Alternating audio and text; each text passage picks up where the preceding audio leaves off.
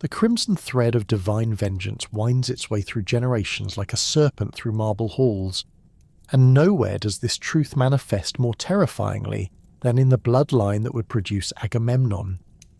To understand the king who would lead the Greeks against Troy, one must first descend into the depths of ancestral sin, where the very foundations of his house were built upon bones and betrayal. The curse began with Tantalus, a king whose hubris exceeded even the bounds of mortal folly. Blessed with divine favour and granted the extraordinary privilege of dining at the table of the gods on Mount Olympus, Tantalus possessed wealth beyond measure and influence that stretched across the ancient world. His kingdom flourished under divine protection, his treasury overflowed with gold, and his subjects prospered beneath his rule. Yet this mortal king, intoxicated by his proximity to immortal power, conceived a plan so monstrous that it would echo through the ages. Tantalus decided to test the omniscience of the gods themselves. In his twisted reasoning, he believed that if the deities were truly all-knowing, they would recognize any deception he might attempt. If they failed this test, then their divine nature would be proven false, elevating his own status to something approaching their level. The method he chose for this blasphemous experiment defied every natural law and parental bond known to mortals. He murdered his own son, Pelops, a youth of remarkable beauty and promise. With methodical precision, Tantalus dismembered the boy's body, preparing the flesh as one might prepare the finest delicacies. He seasoned the meat with exotic spices, arranged it upon golden platters, and served this abomination to the gods during one of their celestial feasts. The king watched with calculating eyes as the immortals gathered around his offering, waiting to see if they would consume human flesh unknowingly. The gods recoiled in horror the moment the platters were unveiled. Zeus himself, father of gods and men, felt such revulsion that thunder shook the heavens. Only Demeter, goddess of the harvest, distracted by grief over her missing daughter Persephone, had taken a single bite from Pelops' shoulder before realizing the truth. The remaining deities stared at Tantalus with a mixture of disgust and rage that would have reduced mountains to dust. Zeus's punishment was swift and eternal. Rather than simply destroying Tantalus, the king of gods devised a torment that would match the crime's enormity. Tantalus was cast into Tartarus, the deepest pit of the underworld, where he was condemned to stand chin-deep in a pool of crystal-clear water beneath branches heavy with the most succulent fruits imaginable.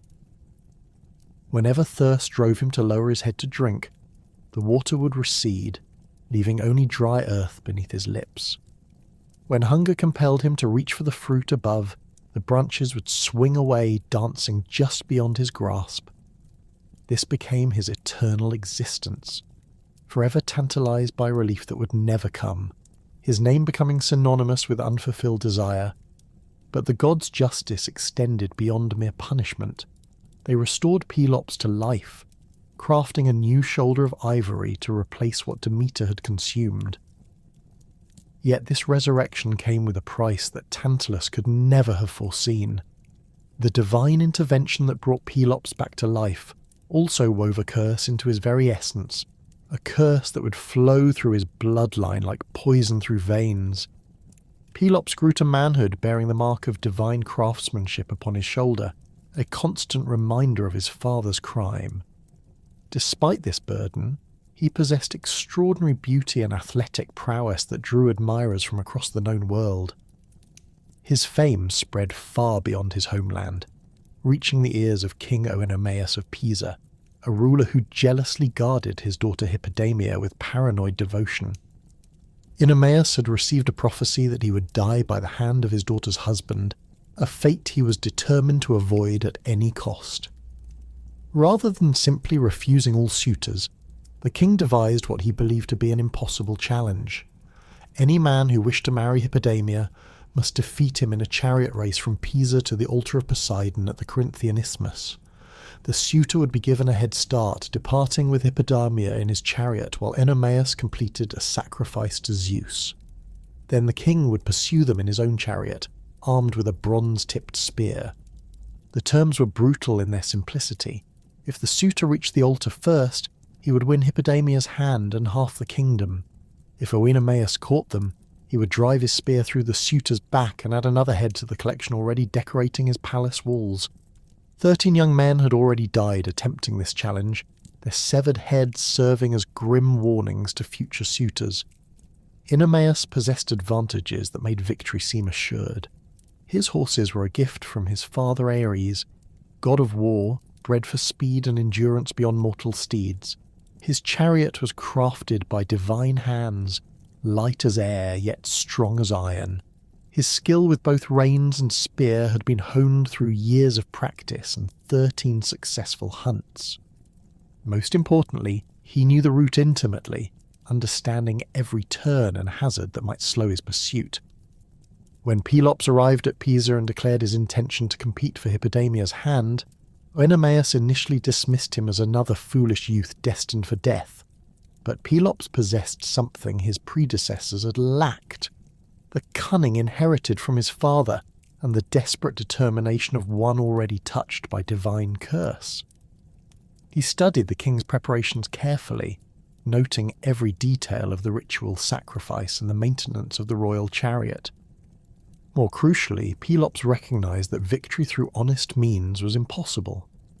The divine horses and the king's experience created insurmountable advantages that no amount of skill or courage could overcome. If he was to succeed, he would need to employ treachery as masterful as his father's had been monstrous. Pelops approached Myrtilus, Oenomaus' trusted charioteer and the son of Hermes. This man held the king's life in his hands every time they raced, responsible for maintaining the chariot that carried his master in pursuit of doomed suitors. Through a combination of promises and threats, Pelops convinced Myrtilus to sabotage the royal chariot. Some accounts suggest he offered the charioteer a night with Hippodamia as payment, while others claim he promised gold beyond measure or threatened exposure of some secret shame. The sabotage was subtle but devastating. Myrtilus replaced the bronze linchpins that secured the chariot wheels to their axles with pins made of wax. These would hold firm during the initial stages of the race but would melt and fail under the stress and heat of extended high-speed pursuit. To any casual inspection, the chariot appeared perfectly maintained and ready for another victory. The race began as all the others had, with Pelops and Hippodamia departing while Oenomaus performed his ritual sacrifice to Zeus. The king completed his offering with practiced efficiency, confident that this race would end like all the rest. He mounted his chariot and set off in pursuit, his divine horses quickly closing the distance between hunter and prey. For the first portion of the race, everything proceeded according to Oenomaus' expectations. His superior horses and intimate knowledge of the terrain allowed him to gain ground steadily on the fleeing couple. Pelops drove with skill and desperation, but the king's spear drew closer with each passing mile. Oenomaus could almost taste another victory, another head for his collection, another demonstration of his invincibility. Then, at the moment when triumph seemed assured, the wax linchpins finally succumbed to the heat and stress. The chariot wheels flew free from their axles, sending the vehicle tumbling across the rocky ground in a shower of splintered wood and bronze. Oenomaus was thrown from the wreckage with tremendous force, his body broken against the stones. As he lay dying, the king realized he had been betrayed, though he never learned the full extent of the conspiracy against him. Pelops had won his bride and kingdom through treachery, but victory came with a price that extended far beyond personal guilt. When Myrtilus demanded his promised reward, Pelops revealed the depth of his inherited ruthlessness. Rather than honouring his agreement with the charioteer, he murdered the man who had made his victory possible. As Myrtilus died, he called upon his father Hermes to curse Pelops and all his descendants, adding divine wrath to the burden already carried by Tantalus's bloodline. This new curse would manifest in the next generation through the bitter rivalry between Pelops' sons Atreus and Thyestes. The brothers inherited their grandfather's cunning and their father's capacity for betrayal. but they lacked the wisdom to recognize how these traits would ultimately destroy them both. Their conflict began over the throne of Mycenae, a prize that seemed to promise power and glory, but would instead become the foundation for generations of bloodshed. The people of Mycenae had been instructed by an oracle to choose their king from among the sons of Pelops, but the divine guidance came with a cryptic condition. The throne would belong to the brother who could produce a golden fleece, a sign of divine favour that would legitimize the chosen ruler's claim. This seemingly impossible requirement set the stage for the competition that would define the brothers' relationship. Atreus appeared to possess the advantage in this contest. Among his flocks grazed a magnificent ram with fleece of pure gold, a creature so extraordinary that it seemed to mark him as the gods' chosen candidate. The ram was the pride of his herds, its golden wool gleaming like captured sunlight and drawing wonder from all who beheld it. Atreus considered this animal proof of his divine right to rule, a sign that the gods favoured his claim over his brothers. But Thyestes possessed advantages that his brother failed to recognise until too late. Where Atreus was direct and forceful, Thyestes was subtle and persuasive. More dangerously, he'd already begun an affair with Atreus's wife, Eripe, a relationship that gave him access to his brother's most closely guarded secrets and possessions. The betrayal was not merely personal but strategic, designed to provide Thyestes with the tools necessary to claim the throne. Through his relationship with Eripe, Thyestes learned of the golden ram and its significance to Atreus's royal ambitions. More importantly, he gained the opportunity to steal the creature from his brother's flocks. The theft was accomplished with Eripe's direct assistance, a betrayal that cut deeper than mere political rivalry. When the time came for the brothers to present their claims before the people of Mycenae, Thyestes produced the golden fleece while Atreus stood empty-handed, his divine sign stolen by treachery. The people of Mycenae, bound by the oracle's pronouncement, had no choice but to acclaim Thyestes as their king. Atreus was forced to watch his brother claim the throne that he had considered rightfully his, knowing that the victory had been achieved through the basest deception. The humiliation burned in his chest like molten bronze, but he concealed his rage behind a mask of brotherly acceptance, already planning a revenge that would exceed even his family's established standards for cruelty. Atreus's opportunity for vengeance came when Zeus himself intervened in the brothers' conflict. The king of gods, perhaps disturbed by the theft of a creature marked with divine favour, caused the sun to reverse its course across the sky. This unprecedented celestial event was interpreted as a sign that the natural order had been violated and that Thyestes' kingship lacked divine approval. The people of Mycenae, terrified by this cosmic display, demanded that Thyestes abdicate in favour of his brother. Now it was Atreus who sat upon the throne of Mycenae, but his victory felt hollow while his brother's betrayal remained unpunished. The theft of the golden ram was only part of the injury he had suffered. The knowledge that Thyestes had corrupted his wife, that their affair had made possible the theft of his birthright, demanded a response that would satisfy both his wounded pride and his family's tradition of excessive revenge. Atreus began planning his retaliation with the methodical precision of a master craftsman. He would not simply kill his brother, for death would be too quick and merciful for such betrayal. Instead, he would devise a punishment that would destroy Thyestes' soul while leaving his body intact to suffer the knowledge of what he'd lost. The plan that emerged from Atreus' twisted imagination would surpass even Tantalus' crime in its violation of natural law and human decency. The king sent messengers to his brother with offers of reconciliation, claiming that their rivalry had wounded him deeply and that he wished to heal the breach between them. He invited Thyestes to return to Mycenae for a feast of brotherhood, where they would swear oaths of eternal friendship and divide the kingdom between them. The messages were crafted with perfect sincerity, containing no hint of the monstrous deception they concealed. Thyestes, perhaps weary of exile and genuinely hoping for reconciliation with his brother, accepted the invitation. He returned to Mycenae with his 3 young sons, believing that he was coming home to heal old wounds and restore family unity. Atreus welcomed him with every appearance of genuine joy, embracing his brother before the palace gates and declaring his happiness at their reunion. The feast that followed was magnificent beyond description. The palace's great hall was decorated with the finest tapestries and illuminated by countless oil lamps that cast dancing shadows on the walls.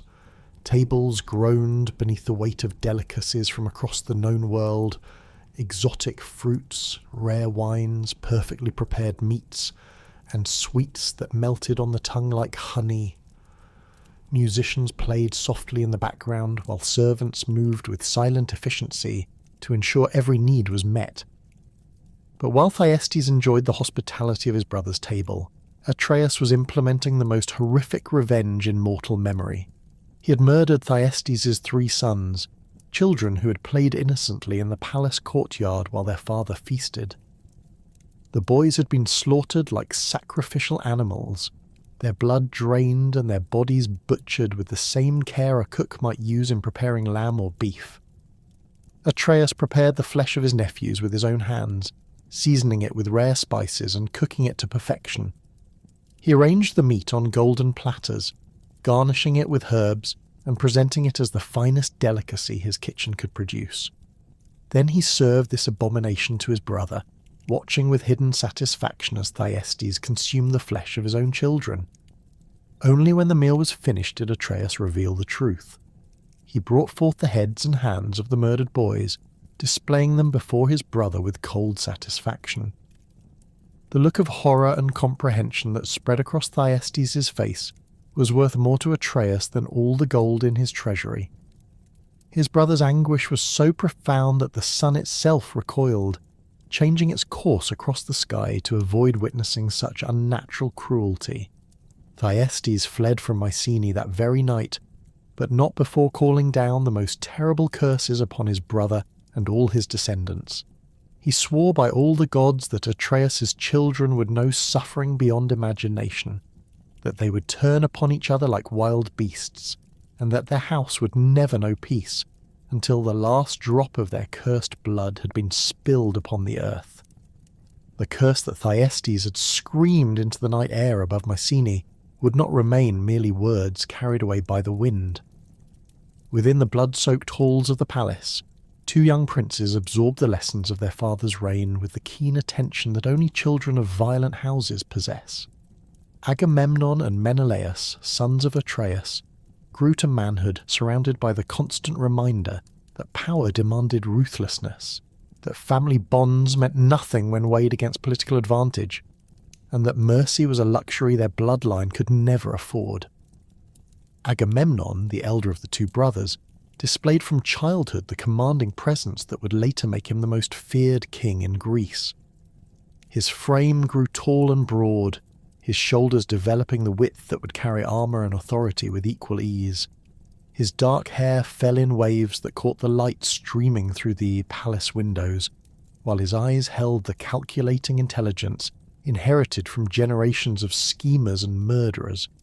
Even as a youth, servants and courtiers found themselves stepping aside when he walked through the corridors, instinctively recognizing the aura of dominance that surrounded him like an invisible cloak. Menelaus, though younger, possessed a different but equally formidable presence. Where his brother commanded through sheer force of personality, Menelaus drew people to him through a combination of physical beauty and natural charisma that made even hardened warriors eager to earn his approval. His features were more refined than Agamemnon's, his build leaner but no less strong, and his smile carried a warmth that could disarm enemies and inspire absolute loyalty in friends. Yet beneath this appealing exterior lay the same capacity for violence that marked all descendants of Tantalus. Under Atreus' tutelage, both princes learned the arts of warfare, statecraft, and the subtle manipulation of human nature that their bloodline had perfected across generations. They trained with the finest weapons masters in Greece, their bodies hardening under regimens that would have broken lesser men. They studied the movements of armies, the weaknesses of fortifications, and the pressure points that could bring entire kingdoms to their knees. Most importantly, They learned to recognize opportunity in chaos and to strike without hesitation when advantage presented itself. The palace of Mycenae during their youth was a place where danger lurked behind every smile and every gesture of friendship, concealed potential betrayal. Atreus ruled through a combination of fear and respect that kept his nobles in line but never truly secure. The king's paranoia, justified by his family's history of fraternal violence, created an atmosphere where even the most innocent conversation might be interpreted as conspiracy. Servants disappeared in the night for imagined slights, while courtiers who had served faithfully for years found themselves exiled or executed on the strength of whispered accusations. Yet this environment, toxic though it was, proved to be the perfect training ground for future rulers. Agamemnon learned to read the subtle signs of deception in men's faces, to detect the tremor in a voice that betrayed hidden intentions, and to project an aura of controlled menace that discouraged challenges to his authority. He watched his father manipulate the competing factions within the court, playing nobles against each other while maintaining his own position above the fray. These lessons in political survival would serve him well when he faced the complex alliance of Greek kings that would follow him to Troy. Menelaus, observing the same lessons from a different perspective, developed his own approach to leadership. He learned to inspire loyalty through personal connection rather than fear, to make men feel valued and important while still maintaining absolute control over their actions. His natural charm became a weapon as sharp as any sword, capable of turning enemies into allies and transforming reluctant subjects into devoted followers. The brothers complemented each other perfectly, their different styles of leadership creating a partnership that would dominate Greek politics for decades. The stability of their education was shattered when Thyestes returned from exile, accompanied by a young man whose presence would prove more dangerous than any army. Aegisthus, the son whom Thyestes had conceived through an unspeakable union with his own daughter Pelopia, carried within his blood the concentrated hatred of his father's line. This youth had been raised on stories of Atreus's monstrous revenge, his every breath dedicated to the destruction of the brother who had fed Thyestes the flesh of his own children. Aegisthus possessed the family talent for deception refined to an art form. His appearance was unremarkable enough to allow him to move through the palace without drawing attention, his manner sufficiently deferential to avoid suspicion, yet his eyes burned with an intelligence that missed nothing. He studied the routines of the guards, the layout of the royal quarters, and most importantly the patterns of Atreus's daily life. The king who had survived decades of court intrigue and family warfare never suspected that death walked the halls of his own palace, wearing the face of an insignificant young courtier. The assassination, when it came, was swift and brutal. Aegisthus struck during the quiet hours before dawn, when even the most vigilant guards allowed their attention to wander. He entered the royal bedchamber through passages that Thyestes had revealed to him, approaching the sleeping king with the silent steps of a trained killer. The blade that ended Atreus's life was the same one that had belonged to Thyestes years before, a weapon that carried the weight of family hatred and divine curse. Atreus died without understanding who had killed him or why, his final moments filled with confusion rather than the recognition that might have provided some measure of closure to this generational conflict.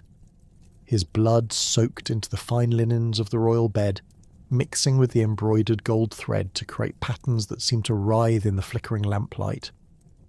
The king, who had ruled through terror and cunning, was reduced to lifeless flesh in a matter of heartbeats, his power and authority evaporating like morning mist. The news of their father's death reached Agamemnon and Menelaus as they slept in their own quarters, delivered by loyal servants who had barely escaped the palace with their lives. Thyestes had moved quickly to consolidate his position, calling upon old allies and new supporters who saw opportunity in the chaos of succession. The brothers found themselves branded as enemies of the state, their lives forfeit if they remained within reach of their uncle's vengeance. The flight from Mycenae was accomplished in darkness and desperation, with only a handful of faithful retainers willing to share their exile. Agamemnon and Menelaus escaped through mountain paths known only to hunters and smugglers, their royal robes exchanged for the rough clothing of common travellers. Behind them, the palace that had been their home blazed with torches as Thyestes' supporters celebrated their victory and began the systematic elimination of anyone who might challenge the new king's authority. Exile proved to be another form of education for the brothers, though one far harsher than anything they had experienced in the palace. They learned to sleep on hard ground, to eat whatever food they could obtain, and to trust no one beyond their small circle of loyal followers. The softness that palace life had bred into their bodies was burned away by months of constant travel and uncertainty, replaced by the lean hardness of men who had faced genuine adversity and survived. Their wandering eventually brought them to Sparta, where King Tyndareus received them with the cautious hospitality due to exiled royalty. The Spartan court was a place where strength was valued above all other qualities, where warriors proved their worth through action rather than words. Here, the brothers found not only sanctuary but opportunity, for Tyndareus had problems of his own that required the kind of ruthless solutions that the sons of Atreus specialized in providing. Sparta faced threats from multiple directions, with neighbouring kingdoms testing the resolve of a king they perceived as weakening with age. Tyndareus' own position was complicated by the question of succession, as his sons had died in various conflicts, leaving him dependent on the marriages of his daughters to secure alliances that would protect his kingdom after his death. The arrival of two exiled princes with legitimate claims to one of Greece's most powerful thrones presented both opportunity and risk. Agamemnon quickly established himself as a valuable ally to the Spartan king. His military expertise, honed through years of training and refined by the harsh lessons of exile, proved invaluable in planning campaigns against Sparta's enemies. He led Spartan forces with the same combination of tactical brilliance and personal courage that would later make him the natural choice to command the Greek expedition against Troy. His victories in these conflicts restored Spartan prestige while demonstrating his own capabilities to potential allies throughout Greece. More importantly, Agamemnon began building the network of relationships that would eventually enable his return to power in Mycenae. He cultivated friendships with the younger generation of Greek nobles, men who would inherit their father's kingdoms and remember the debts they owed to the exiled prince. His natural authority and proven military skill made him a magnet for ambitious warriors who saw in him the kind of leader they could follow to glory and wealth. Menelaus, meanwhile, was developing his own approach to the problem of restoration. His charm and diplomatic skills made him popular throughout the Greek courts, where his presence at feasts and festivals became eagerly anticipated. He understood that their eventual return to power would require not just military strength, but political legitimacy, and he worked tirelessly to maintain the brothers' reputation as the rightful heirs to Atreus' throne. The opportunity for revenge came sooner than either brother had dared hope. Thyestes' rule in Mycenae had proven as unstable as his claim to the throne was questionable. The king who had murdered his brother and seized power through treachery found himself facing the same challenges that had plagued every ruler in their cursed bloodline. His paranoia alienated potential supporters, while his cruelty drove others into active opposition. Most dangerously, he had failed to produce a legitimate heir to secure his dynasty's future, leaving the succession question unresolved. Aegisthus, despite his crucial role in placing Thyestes on the throne, had grown increasingly dissatisfied with his position as the king's bastard son. The young man who had killed Atreus possessed ambitions that extended far beyond serving as his father's enforcer, and he began to see Thyestes as an obstacle to his own advancement rather than an ally in their shared cause. The seeds of another generational conflict were already sprouting within the palace walls. When word reached Sparta that Mycenae was ripe for conquest, Agamemnon moved with the decisive speed that would characterize all his major campaigns.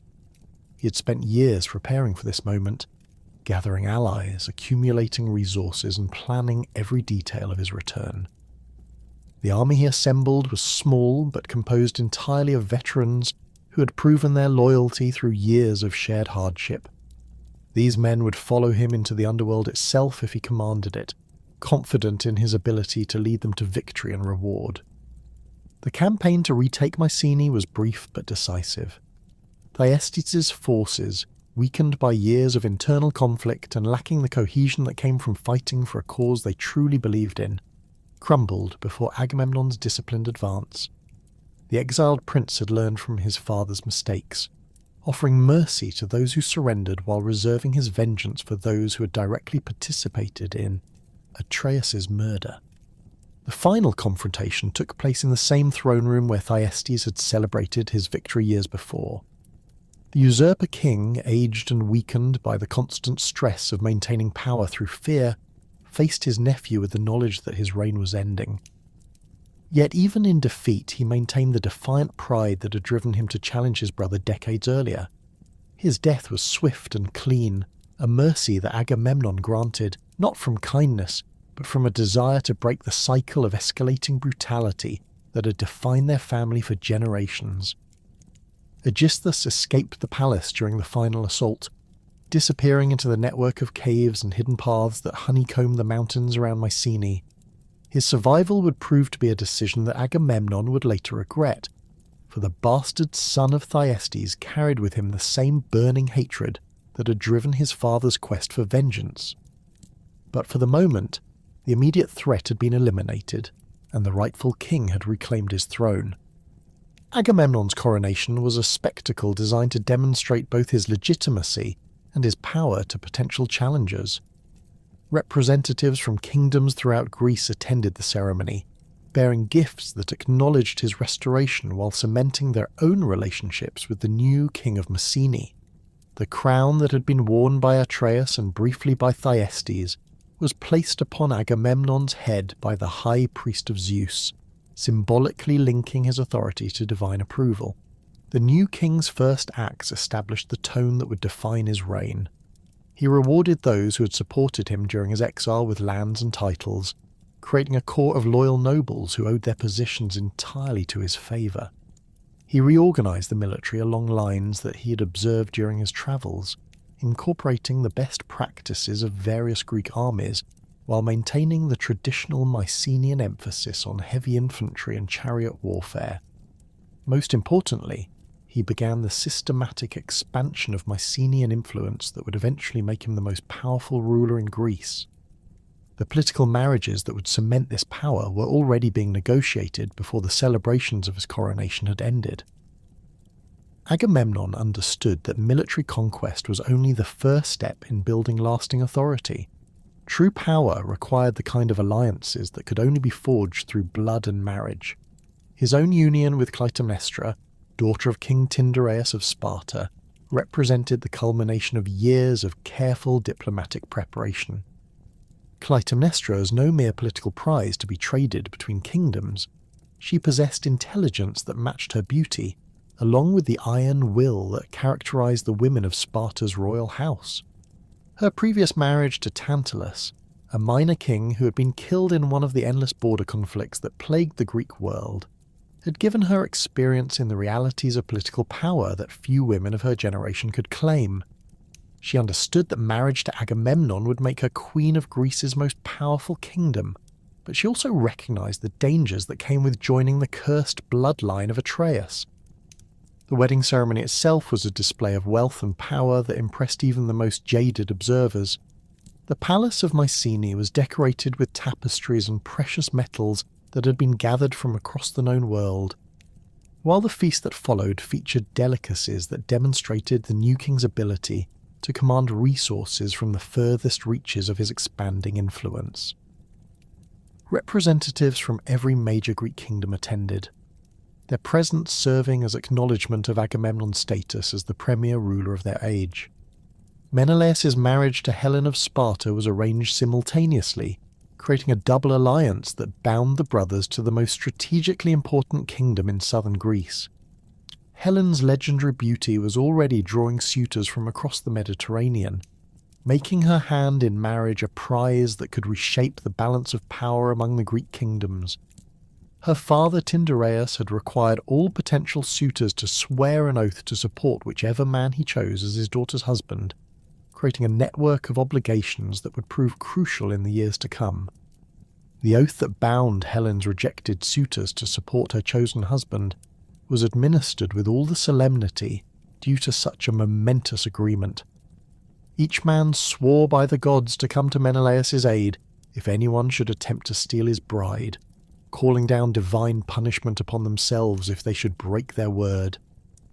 Among those who took this oath were Odysseus of Ithaca, Ajax of Salamis, Diomedes of Argos, and dozens of other kings and princes who would later sail to Troy in fulfillment of their sworn duty. With these marriages, Agamemnon had achieved something that no previous king of Mycenae had managed.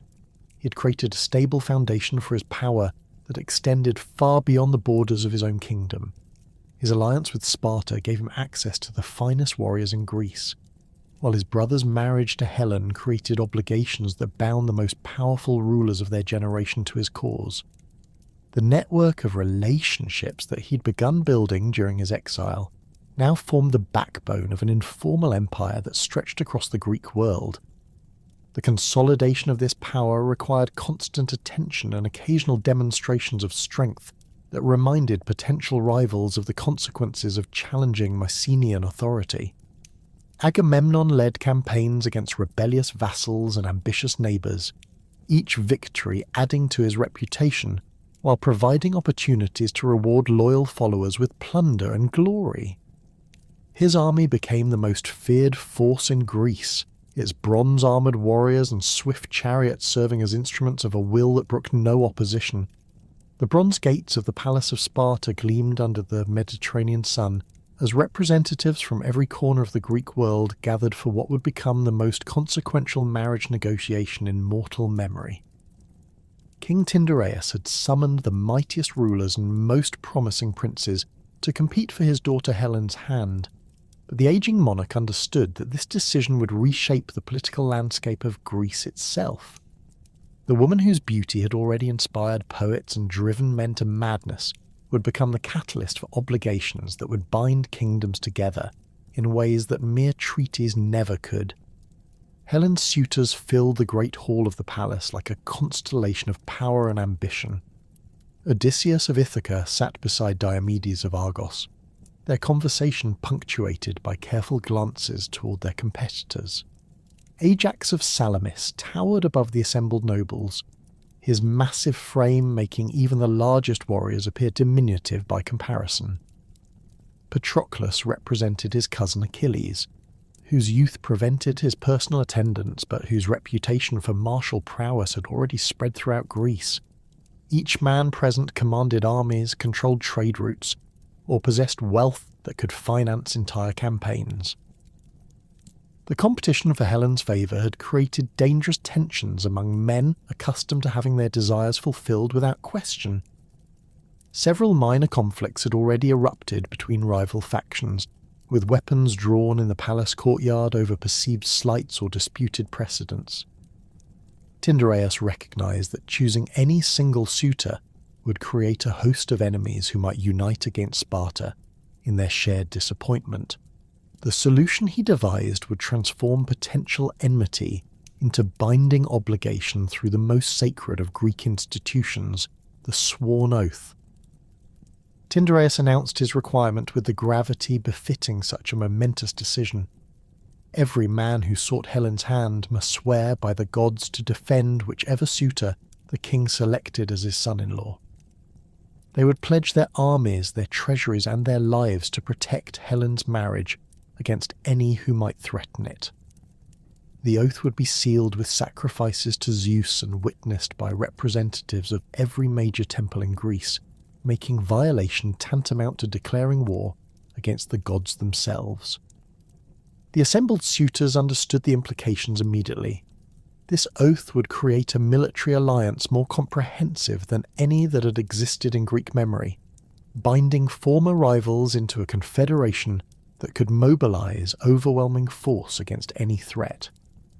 Yet the prize was worth the risk, for Helen's beauty was matched by her father's strategic position and the dowry that would accompany her marriage. After lengthy deliberations and private consultations, each man stepped forward to speak the binding words that would echo through the ages. The ceremony took place at dawn in the sacred grove outside Sparta's walls, where ancient olive trees provided shade for altars dedicated to Zeus, Hera, and Athena. Each suitor approached the central altar in order of precedence, their voices carrying across the assembled witnesses as they invoked the gods to witness their commitment. The sacrificial flames consumed offerings of wine, oil, and the finest livestock, while priests recorded the names and specific obligations of each participant in the sacred rolls that would be preserved in temple archives. Menelaus stood among the suitors, his natural charisma and diplomatic connections having earned him consideration despite his recent return from exile. His brother Agamemnon's growing influence provided additional weight to his candidacy, as Tyndareus recognized the advantages of allying with Mycenae's resurgent power. When the king finally announced his choice, selecting Menelaus as Helen's husband, the decision surprised few observers who had watched the careful political maneuvering that preceded it. The wedding celebration that followed established new standards for royal magnificence, with guests from across the Mediterranean bearing gifts that demonstrated their kingdom's wealth and their respect for the new alliance. Helen appeared before the assembled nobles wearing robes of silk dyed with Tyrian purple, her beauty so extraordinary that even hardened warriors found themselves unable to maintain their composure. Her golden hair was arranged in elaborate braids woven with precious stones, while her movements possessed the grace that poets would later claim could calm stormy seas, or inspire men to acts of impossible heroism. Menelaus received his bride with the dignity appropriate to such a momentous occasion, but those who knew him well could detect the genuine affection in his manner toward Helen. Their marriage represented more than political convenience. It was a union between two people who had discovered unexpected compatibility amid the calculated arrangements of royal diplomacy. The couple's happiness became evident in the months that followed, as Helen adapted to her role as Sparta's queen with intelligence and grace that won her the devotion of her new subjects. Yet even as Greece celebrated this union and the stability it promised, forces beyond mortal control were setting in motion the events that would test the oath of Tyndareus beyond any earthly strain. High on Mount Olympus, three goddesses nursed grudges that would soon require mortal champions to settle their divine dispute. The golden apple of discord, inscribed with the words "to the fairest," had been cast among the wedding guests at the marriage of Peleus and Thyestes by the uninvited goddess Eris, creating a rivalry that demanded resolution. Hera, queen of the gods and guardian of marriage, claimed the apple as rightfully hers. Her majestic bearing and position as Zeus's wife provided strong arguments for her supremacy among the divine females. Athena, goddess of wisdom and warfare, countered that true beauty lay in intelligence and strategic thinking rather than mere physical appearance. Aphrodite, goddess of love and desire, maintained that her domain over the most fundamental human drive made her the obvious choice for the title of fairest among the immortals. Zeus, recognizing the impossibility of choosing among his wife, daughter, and the goddess whose power could influence even his own desires, declined to judge the contest himself. Instead, he commanded Hermes to escort the three goddesses to Mount Ida, where a young Trojan prince named Paris tended his father's flocks in ignorance of his royal heritage. This shepherd, known for his keen eye for beauty and his reputation for fair judgment in local disputes, would decide which goddess deserved the golden apple.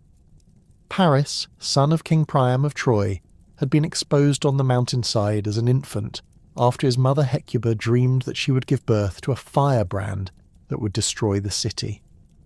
Raised by shepherds who found the abandoned child, he'd grown to manhood unaware of his true parentage, his days spent in the peaceful pursuits of tending flocks and playing his lyre beneath the stars. His striking appearance and natural nobility had attracted attention even in his humble circumstances. but nothing had prepared him for the moment when three divine figures materialized before him in a blaze of celestial light. Each goddess presented her case with arguments designed to appeal to different aspects of mortal desire. Hera offered Paris dominion over the greatest kingdoms of Asia, promising him power that would make him the equal of any earthly ruler. Her words painted visions of vast armies marching beneath his banners, of tribute flowing from conquered peoples, and of monuments that would preserve his name for eternity. The goddess who had humbled Zeus himself through her cunning and determination could certainly elevate a mortal prince to unprecedented heights. Athena's offer appealed to different ambitions, promising Paris wisdom that would make him the greatest strategist and philosopher of his age. She spoke of victories won through superior planning rather than brute force, of problems solved through intelligence rather than violence, and of a reputation for wisdom that would draw seekers of knowledge from across the known world. Under her patronage, Paris would become the kind of ruler whose decisions shaped the course of history through their brilliance rather than their brutality. Aphrodite's proposal was simpler, but ultimately more compelling to a young man who had known only the company of shepherds and their flocks. She offered him the love of the most beautiful woman in the world, a prize that would bring him joy beyond any that power or wisdom could provide. The goddess of desire spoke of passion that would make the lovers' names immortal, of a beauty so extraordinary that men would consider any sacrifice worthwhile to possess it, and of happiness that would transcend the temporary satisfactions of conquest or achievement. Paris, faced with this impossible choice, found himself drawn to Aphrodite's promise despite understanding the dangers it might entail. The lonely shepherd who had spent years wandering about the world beyond his mountain pastures was captivated by the vision of love that the goddess painted for him. He awarded the golden apple to Aphrodite, sealing his fate and setting in motion the chain of events that would ultimately bring the armies of Greece to Troy's walls. The goddess of love wasted no time in fulfilling her promise, but her gift came with complications that Paris could never have anticipated. The most beautiful woman in the world was Helen of Sparta, already married to Menelaus and bound by the sacred obligations of Greek marriage law. Aphrodite's power could inspire love, but could not eliminate the consequences of acting upon desires that violated every convention of civilized behavior. The divine influence that drew Paris towards Sparta operated through seemingly natural means as Aphrodite arranged circumstances that would bring the Trojan prince into contact with his destined love. King Priam, unaware of his son's true identity, had begun experiencing dreams that suggested the abandoned child might still live. When Paris revealed his royal heritage through signs that confirmed his parentage, the king welcomed him back to Troy with celebrations that attracted attention throughout the eastern Mediterranean. Paris's return to royal status required diplomatic education that had been impossible during his years as a shepherd. Priam dispatched his newly acknowledged son on embassies to various Greek kingdoms, ostensibly to establish trade relationships, but actually to provide the young prince with experience in international relations. The mission to Sparta, presented as a routine diplomatic courtesy, was actually the culmination of Aphrodite's plan to unite the lovers whose passion would reshape the ancient world. Menelaus received the Trojan embassy with the hospitality that Greek custom demanded, unaware that he was welcoming the instrument of his own destruction into his palace. Paris appeared to be everything that a diplomatic representative should be: cultured, respectful, and genuinely interested in establishing peaceful relations between their kingdoms. His natural charm and exotic appearance made him popular among the Spartan court, while his obvious appreciation for Greek culture flattered his host's pride in their civilization. Helen's first encounter with Paris occurred during a formal banquet held in the embassy's honour, where the Queen of Sparta appeared in her role as royal hostess. The moment their eyes met across the torchlit hall, Aphrodite's power manifested with an intensity that left both lovers stunned by the force of their mutual attraction. Helen, who had inspired desire in countless men without feeling more than polite interest in return, found herself experiencing emotions that threatened to overwhelm her carefully maintained composure. The days that followed were filled with seemingly innocent encounters that provided opportunities for the growing attraction between Helen and Paris to develop into something far more dangerous. The Trojan prince extended his embassy's duration through various diplomatic pretexts, while Helen found reasons to participate in activities that would bring her into his presence. Their conversations, initially focused on cultural exchanges and political pleasantries, gradually became more personal as they discovered unexpected intellectual compatibility beneath their physical attraction. Paris possessed qualities that Helen had never encountered in the Greek men who had surrounded her since childhood. His years as a shepherd had given him a perspective on life that differed markedly from the warrior culture that dominated Greek society, while his artistic talents provided common ground with Helen's own interests in music and poetry. More importantly, he treated her as an individual worthy of respect and attention rather than as a prize to be possessed or a symbol to be displayed. The moment of decision arrived when Menelaus departed Sparta on urgent business that required his personal attention, leaving his wife to continue entertaining the Trojan embassy.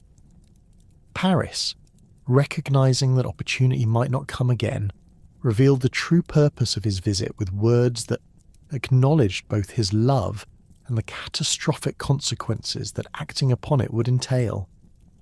Helen faced a choice between duty and desire, between the security of her established life and the uncertain future that love promised.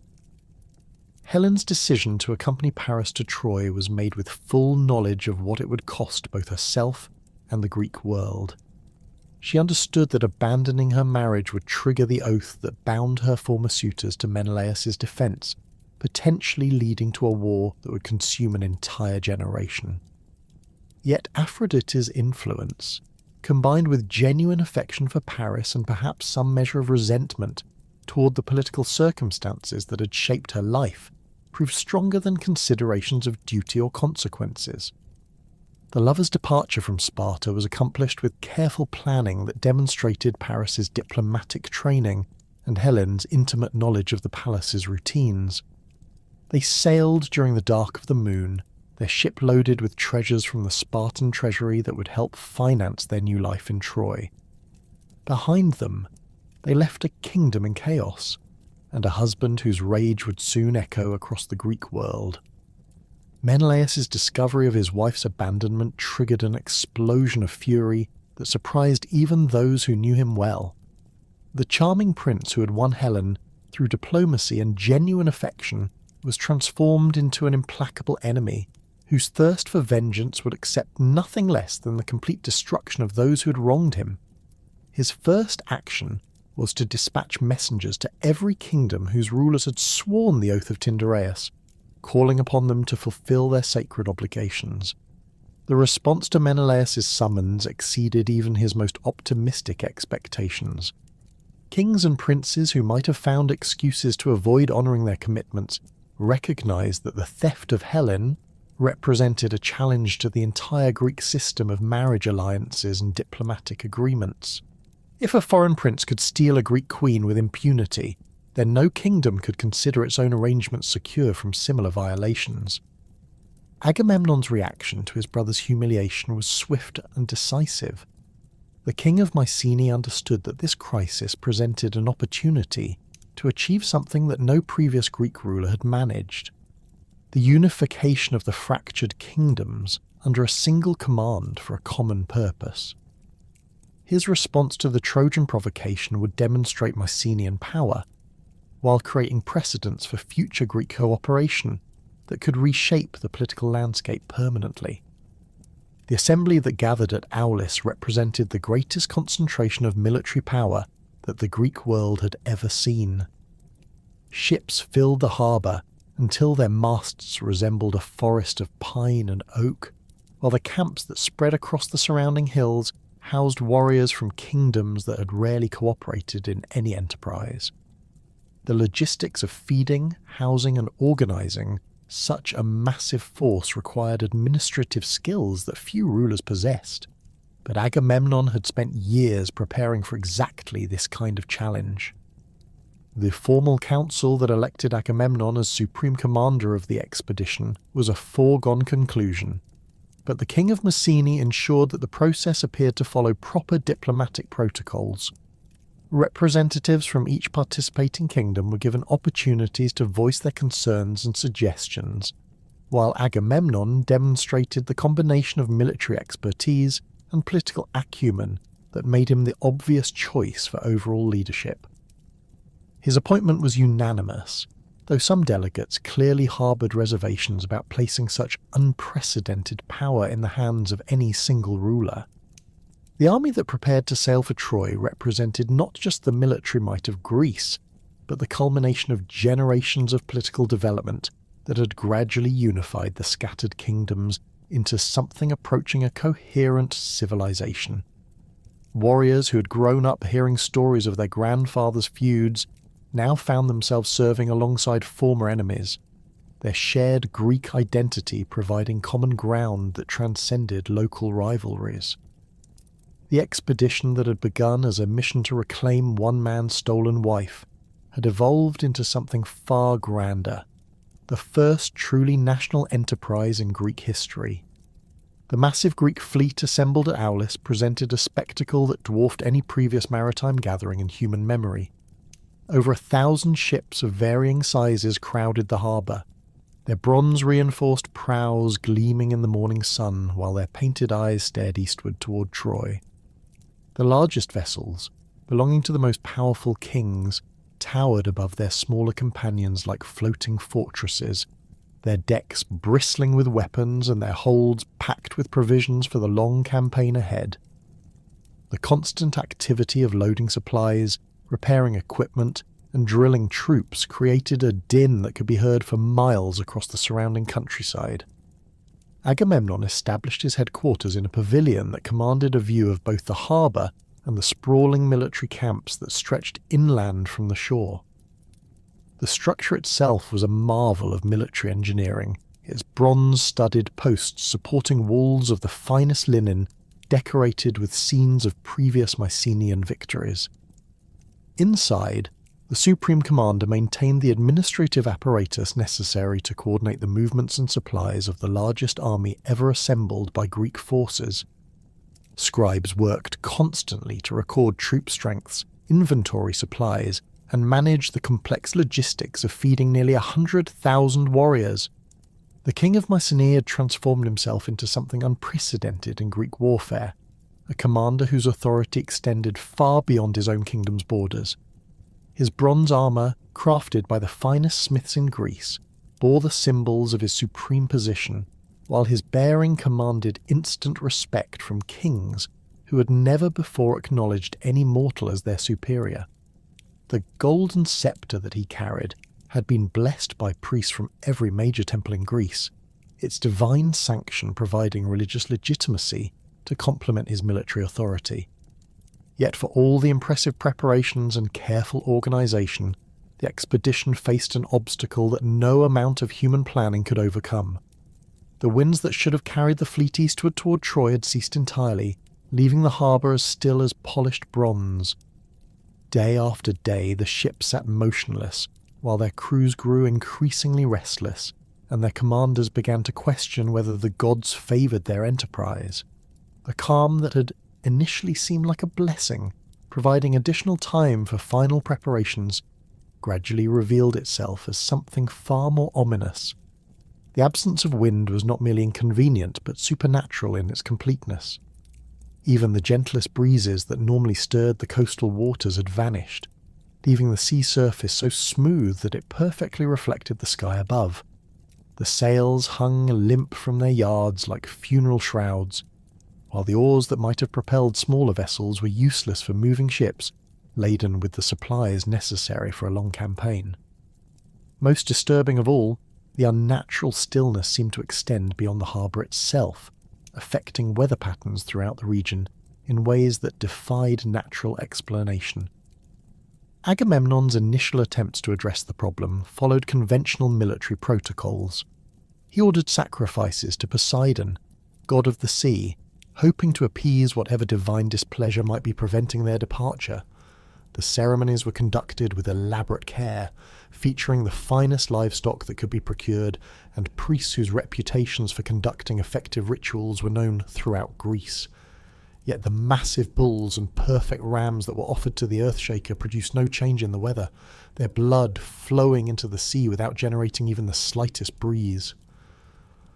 The king's frustration mounted as days stretched into weeks without any improvement in conditions. His carefully planned schedule for the campaign assumed a swift crossing to Troy, followed by immediate establishment of siege positions, before the Trojans could fully prepare their defences. Each day of delay allowed Priam's forces additional time to strengthen their fortifications, gather allies, and stockpile the supplies necessary to withstand a prolonged siege. More immediately, the massive army assembled at Aulis was consuming provisions at an alarming rate, straining the logistical systems that Agamemnon had spent months perfecting. The troops themselves were beginning to show signs of the demoralization that inevitably affected military forces held inactive for extended periods. Warriors who had arrived eager for battle and glory found themselves reduced to endless drills and maintenance tasks that did nothing to satisfy their desire for action. Fights broke out between contingents from rival kingdoms, while desertion began to thin the ranks as men concluded that the gods had withdrawn their favour from the expedition. The careful unity that Agamemnon had forged among the Greek kingdoms was starting to fracture under the pressure of unexplained delay. The Supreme Commander's advisors offered increasingly desperate suggestions for breaking the supernatural calm that held them prisoner. Some recommended moving the fleet to different harbours, hoping that the divine displeasure might be localised to Aulis itself. Others proposed conducting more elaborate ceremonies, perhaps including human elements that might prove more compelling to whatever god was blocking their departure. A few even suggested abandoning the expedition entirely, arguing that such obvious divine opposition indicated that the war against Troy was not meant to succeed. Agamemnon rejected all these proposals with the iron determination that had made him the most feared ruler in Greece. His personal honour was now bound up with the success of the expedition, while his political position depended on demonstrating that Mycenaean leadership could achieve what no previous Greek alliance had managed. More fundamentally, he understood that failure to punish Troy's theft of Helen would encourage other kingdoms to test Greek resolve, potentially unravelling the entire system of alliances and obligations that maintained stability throughout the region. The solution to their dilemma came from an unexpected source when Calchas, the most renowned prophet in Greece, requested a private audience with the Supreme Commander.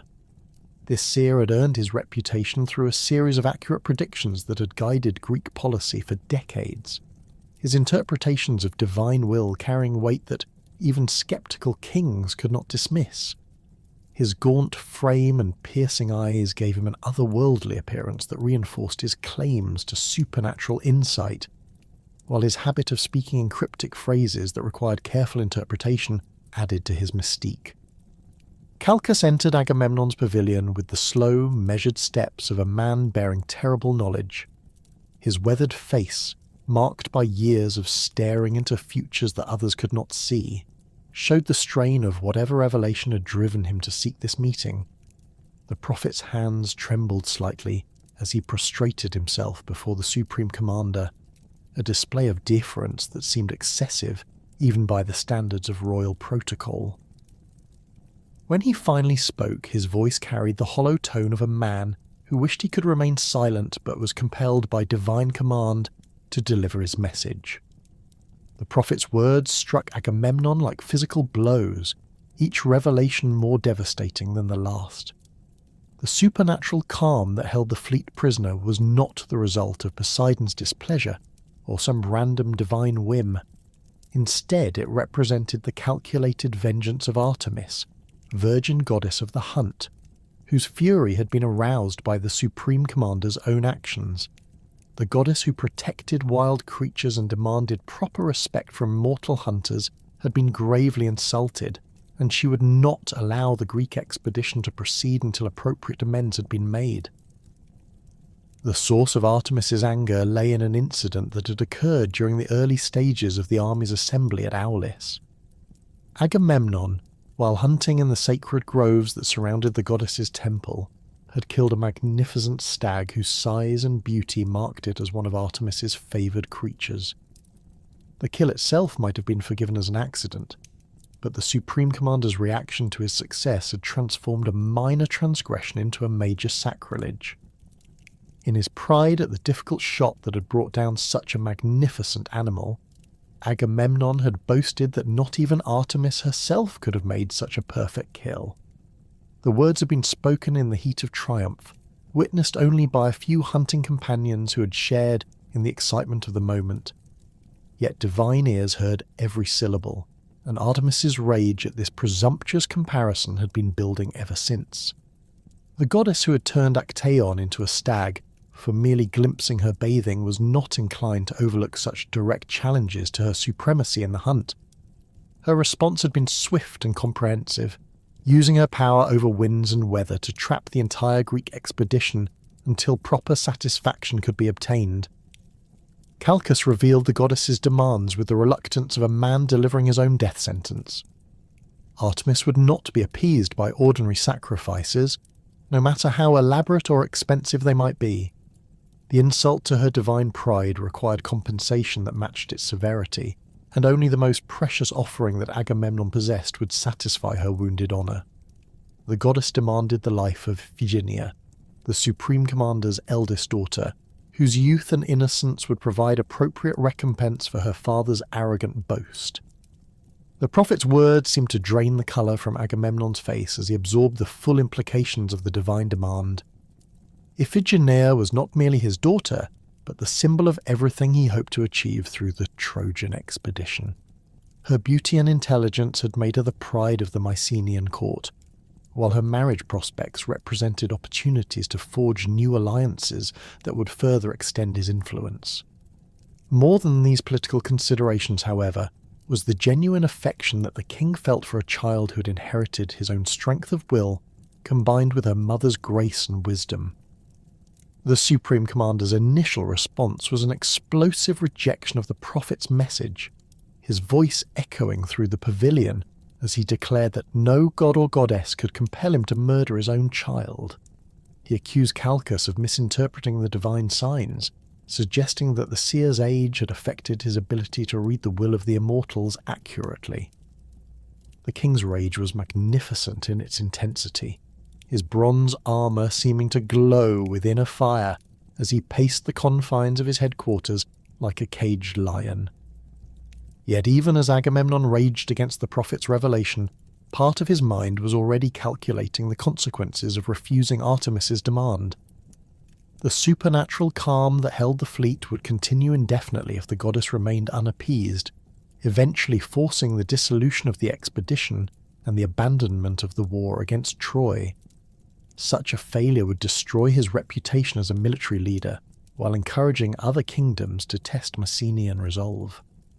More immediately, it would leave Menelaus's humiliation unavenged, a situation that would undermine the entire system of Greek marriage alliances and diplomatic agreements. Calchas waited patiently for the king's fury to exhaust itself before speaking again, his voice carrying the weight of divine certainty. He reminded Agamemnon that the god's will was not subject to mortal approval or disapproval, that attempting to defy Artemis would only increase her anger and potentially bring down even more terrible punishments upon the expedition. The prophet had seen visions of the fleet destroyed by supernatural storms, of plague ravaging the army, and of the Supreme Commander himself struck down by divine lightning if he persisted in his refusal to make the required sacrifice. The debate that followed stretched through the night and into the following day, as Agamemnon struggled with the most agonizing decision of his life. His military advisors were divided between those who urged compliance with the goddess's demands and others who argued that murdering his own daughter would destroy his moral authority to lead the expedition. The kings of the allied contingents maintained careful neutrality, recognizing that any advice they offered would make them complicit in whatever decision was ultimately made. Odysseus of Ithaca, renowned for his cunning and diplomatic skill, proposed the solution that would make the sacrifice possible while minimizing its immediate political costs. Rather than openly announcing Artemis's demand, they would deceive Clytemnestra into bringing Iphigenia to Aulis under false pretenses. The queen would be told that Achilles, the most celebrated warrior in the Greek army, had requested her daughter's hand in marriage, and that the wedding would take place before the fleet's departure for Troy. This fiction would explain the urgency of the summons, while providing a plausible reason for Iphigenia's presence at the military camp. The deception required careful coordination among Agamemnon's closest advisors, each of whom would play a role in maintaining the fiction until the moment of sacrifice arrived. Messages were crafted with meticulous attention to detail, describing the proposed marriage in terms that would appeal to Clytemnestra's maternal pride, while explaining the military necessity of conducting the ceremony before the campaign began. The Supreme Commander's own letter to his wife was a masterpiece of calculated emotion, expressing his joy at the proposed union while urging speed in bringing their daughter to Aulis. Clytemnestra's response exceeded even Agamemnon's expectations for maternal enthusiasm. The Queen of Mycenae had long hoped for a marriage that would elevate her daughter's status while forging new alliances for their kingdom, and the prospect of union with Achilles represented the fulfillment of her highest ambitions. Her preparations for the journey were elaborate beyond necessity, including a retinue of servants and guards appropriate to the mother of a future queen, along with gifts and dowry goods that demonstrated the wealth and power of Mycenaean royalty. Iphigenia herself approached the journey with the excitement natural to a young woman who believed she was travelling to her wedding. Her beauty had reached its full flowering in her 16th year, her golden hair and graceful bearing making her the object of admiration throughout the Mycenaean court. Her intelligence and education had prepared her for the responsibilities of queenship, while her gentle nature had won her the affection of everyone who knew her. The prospect of marriage to Greece's greatest hero filled her with anticipation that made the long journey to Aulis seem to pass in moments. The arrival of Clytemnestra and Iphigenia at the military camp created a stir that threatened to expose the deception before it could be completed. The Queen's magnificent procession drew attention from throughout the army, while Iphigenia's beauty inspired the kind of admiration that made hardened warriors forget their duties. More dangerously, Achilles himself was present in the camp, and his confusion at being congratulated on his impending marriage could have revealed the truth if not for Odysseus's quick intervention. The Ithacan king's explanation to Achilles required all his legendary persuasive powers, as he convinced the young hero that his cooperation was essential for the success of the entire expedition.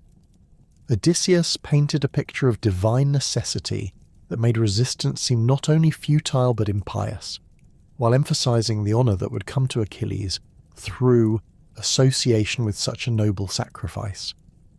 The appeal to the warrior's sense of duty and glory proved effective, though Achilles' agreement came with obvious reluctance and demands for assurance that Iphigenia's death would serve a purpose worthy of such a price. The final preparations for the sacrifice were conducted with the solemnity appropriate to such a momentous occasion.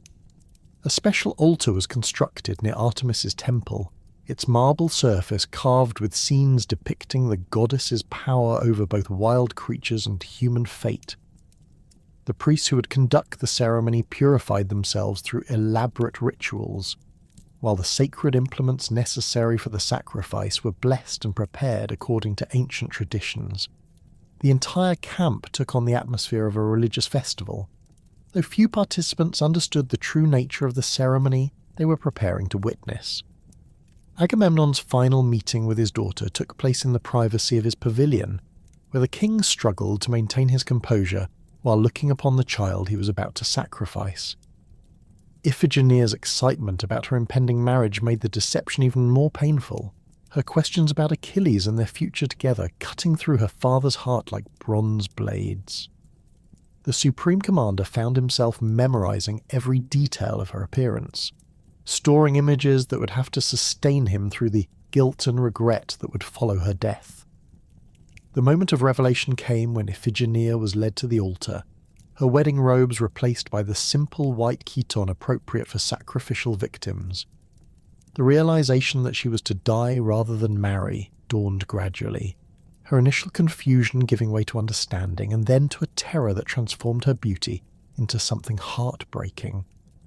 Yet even in her fear she displayed the courage that marked her as Agamemnon's daughter, her pleas for mercy delivered with a dignity that moved even the hardest warriors to tears. The king's final words to his daughter were spoken in a voice that barely carried beyond the altar, his explanation of divine necessity, mixing with expressions of love and regret that would haunt him for the rest of his life. Iphigenia's response when it came showed a nobility that surprised everyone present, as she accepted her fate with the understanding that her death would enable the Greek expedition to proceed. Her final prayer was not for deliverance, but for the success of the war that would be purchased with her blood. The sacrifice itself was conducted with the swift efficiency that mercy demanded, Calchas wielding the sacred knife with practiced skill, while Agamemnon turned away from the sight of his daughter's death. The blood that flowed across the marble altar seemed to glow in the morning sunlight, while the smoke that rose from the burning offering carried with it the sweet scent that marked divine acceptance of the sacrifice. Almost immediately the supernatural calm that had held the harbour began to break, gentle breezes stirring the water's surface and filling the ship's sails with the promise of departure. The winds that followed Iphigenia's death were everything the expedition had hoped for, strong and steady from the west, perfect for carrying the fleet eastward toward Troy. The transformation was so immediate and complete that even skeptics could not deny the connection between the sacrifice and the change in weather. Within hours, the harbour that had been still as glass was filled with the sounds of departure as crews prepared their vessels for the long-awaited voyage. Yet the favourable winds came with a cost that extended far beyond the loss of Agamemnon's daughter. The deception that had brought Iphigenia to Aulis had also brought Clytemnestra face to face with her husband's capacity for betrayal, revealing depths of ruthlessness that the queen had never suspected. Her grief at their daughter's death was matched by rage at the lies that had made the sacrifice possible, emotions that would fester and grow during the long years of war that lay ahead. The Greek fleet that departed Aulis carried more than 100,000 warriors across the wine-dark Aegean, their bronze-reinforced ships cutting through waters that had never before witnessed such a massive display of coordinated military power. Agamemnon stood on the deck of his flagship, the wind that had cost him his daughter's life now filling the sails that bore him towards his destiny at Troy. The Supreme Commander's bronze armour gleamed in the morning sun, its intricate engravings depicting scenes of Mycenaean victories that seemed almost modest compared to the conquest he was about to attempt. His golden sceptre, blessed by priests from every major Greek temple, caught the light as he surveyed the vast armada that followed in his wake. The crossing to Troy took 3 days of steady sailing, during which Agamemnon refined the organisational systems that would govern the largest military enterprise in Greek history. His scribes worked constantly to maintain records of each ship's complement and supplies, while his military advisors coordinated the complex signals that kept the massive fleet moving in formation. The Supreme Commander had learned from studying the failures of previous large-scale expeditions that success depended as much on logistics and administration as on individual courage or tactical brilliance. The Trojan coastline appeared on the horizon like a dark line separating sea from sky, its familiar contours marking the beginning of a campaign that would test every aspect of Agamemnon's leadership abilities. The beaches where the Greeks would establish their base stretched for miles along the shore, providing ample space for the camps and supply depots that would be necessary to sustain such a massive force. Behind these landing areas, the fertile plain of Troy extended inland toward the city itself, its strategic importance immediately apparent to experienced military commanders. Troy's walls dominated the landscape with an authority that explained why the city had remained unconquered for centuries. The massive stone fortifications rose from a natural hill that commanded views in every direction, their height and thickness representing generations of careful engineering and constant improvement. The main gates, reinforced with bronze and protected by elaborate defensive works, could channel attacking forces into killing zones where Trojan archers and spearmen would possess overwhelming advantages. Most impressive of all were the towers that punctuated the wall's length, each one capable of housing siege engines or providing platforms for defensive artillery. King Priam's forces were already visible on the battlements, their bronze armour glinting in the afternoon sun as they observed the approaching Greek fleet. The Trojan king had used the time provided by the supernatural calm at Aulis to strengthen his defences and gather allies from throughout Asia Minor. Warriors from dozens of tributary kingdoms had answered his call, their diverse equipment and fighting styles creating a defensive force that matched the Greeks in both numbers and quality. The banners that flew from Troy's towers represented peoples from the Hellespont to the mountains of Anatolia, all united in their determination to resist Greek conquest. Agamemnon's first challenge as supreme commander was establishing a beachhead that could accommodate the massive logistical requirements of his army. The landing itself proceeded smoothly, as Trojan forces were too few to contest the arrival of such an overwhelming force at multiple points along the coast. Greek warriors waded through the surf with their shields held high and their spears ready, but they encountered only token resistance from small groups of Trojan scouts who withdrew after brief skirmishes. The real test would come when the Greeks attempted to move inland toward the city itself. The construction of the Greek camp demonstrated Agamemnon's understanding of the siege warfare that would dominate the coming campaign. Rather than establishing a single massive fortification, he ordered the creation of a series of interconnected strongpoints that could support each other while maintaining flexibility for offensive operations. Each allied contingent received responsibility for defending a specific section of the perimeter, creating a system that utilized the competitive spirit between different Greek kingdoms while maintaining overall unity of command. The camp's layout reflected careful planning that took into account both military necessity and political reality. Agamemnon's own quarters occupied the central position, with the pavilions of major kings arranged around his headquarters in order of their political importance and military contributions. Achilles and his Myrmidons held the position of honour on the right flank, their reputation for martial prowess earning them responsibility for the sector most likely to face serious Trojan attacks. Ajax of Salamis commanded the left flank, his massive physical presence and defensive expertise making him the natural choice for anchoring that end of the line. The distribution of war prizes from the initial skirmishes revealed the complex political dynamics that Agamemnon would need to manage throughout the campaign.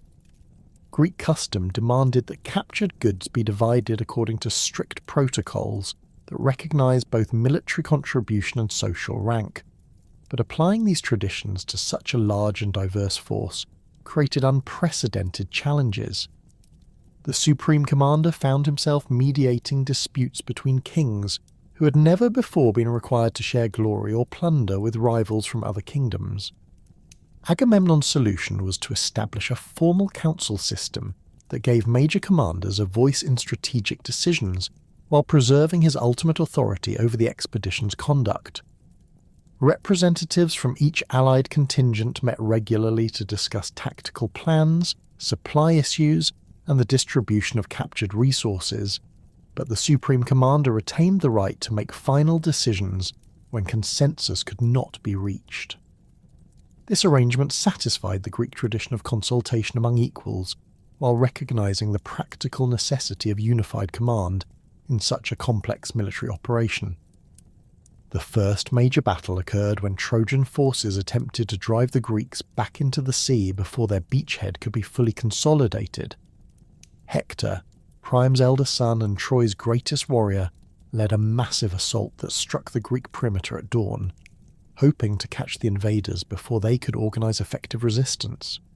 The attack was coordinated with precision that demonstrated the Trojans' own military sophistication, with cavalry strikes against the flanks supporting a central infantry assault that aimed to break through the Greek lines at their weakest point. Agamemnon's response to this crisis established his reputation as both a strategic thinker and a warrior capable of personal heroics when the situation demanded it. He correctly identified the main Trojan thrust and moved his reserves to reinforce the threatened sector, while launching diversionary attacks that prevented Hector from concentrating his full strength at the point of decision. The Supreme Commander's bronze armour was soon stained with enemy blood as he fought in the front ranks, his presence inspiring Greek warriors to feats of courage that turned potential defeat into decisive victory. The battle raged across the coastal plain for most of the day, with neither side able to achieve the breakthrough that would determine the campaign's early course. Greek discipline and superior equipment gradually began to tell against Trojan numbers and defensive advantages, but Hector's tactical skill kept his forces intact even as they were forced to give ground. The turning point came when Agamemnon personally led a chariot charge that broke through the Trojan centre, his golden sceptre serving as both symbol and weapon as he carved a path through enemy ranks. The Trojan retreat was conducted with the same skill that had characterized their assault, Hector's rearguard actions preventing the withdrawal from becoming a rout while buying time for the main force to reach the safety of the city's walls. The Greeks pursued as far as the outer defensive works before prudence forced them to halt, their victory complete but not decisive enough to end the campaign. The battlefield was left strewn with the bodies of warriors from both sides, their bronze armour glinting in the setting sun like scattered coins. This first major engagement established patterns that would define the entire siege of Troy. The Greeks possessed advantages in equipment and individual fighting skill that made them superior in open battle, but the Trojans could use their defensive positions and knowledge of local terrain to avoid decisive defeats. Neither side could achieve the overwhelming victory that would end the war quickly, setting the stage for a prolonged conflict that would test both armies' endurance and their leaders' ability to maintain morale through years of inconclusive fighting.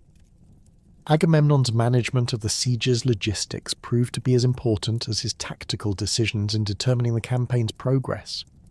The massive Greek army required constant supplies of food, weapons, and equipment that could only be obtained through a complex network of trade relationships and tributary arrangements. The Supreme Commander established supply bases on islands throughout the Aegean, while negotiating agreements with neutral kingdoms that provided essential resources in exchange for protection or favourable trade terms. The political challenges of maintaining unity among the Greek alliance grew more complex as the siege dragged on without decisive results. Kings who had arrived eager for quick glory and rich plunder found themselves committed to a grinding campaign that consumed resources while providing limited opportunities for the kind of heroic achievements that enhanced reputations.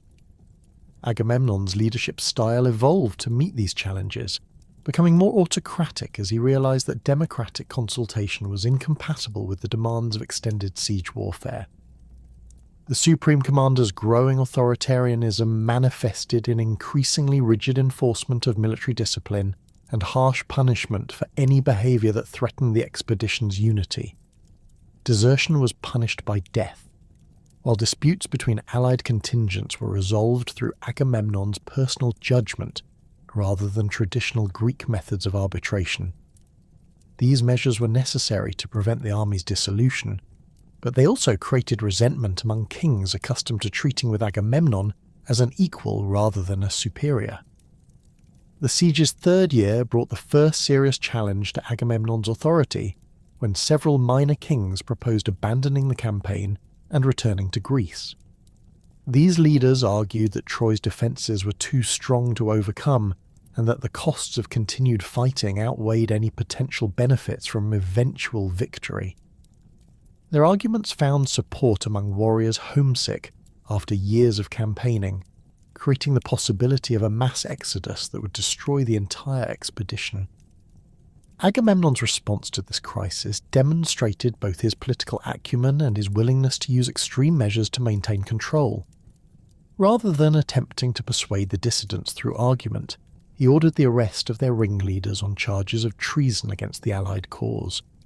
The executions that followed were conducted with elaborate ceremony designed to demonstrate the consequences of challenging supreme command, while the confiscated property of the condemned was distributed among loyal supporters to reinforce their commitment to the campaign.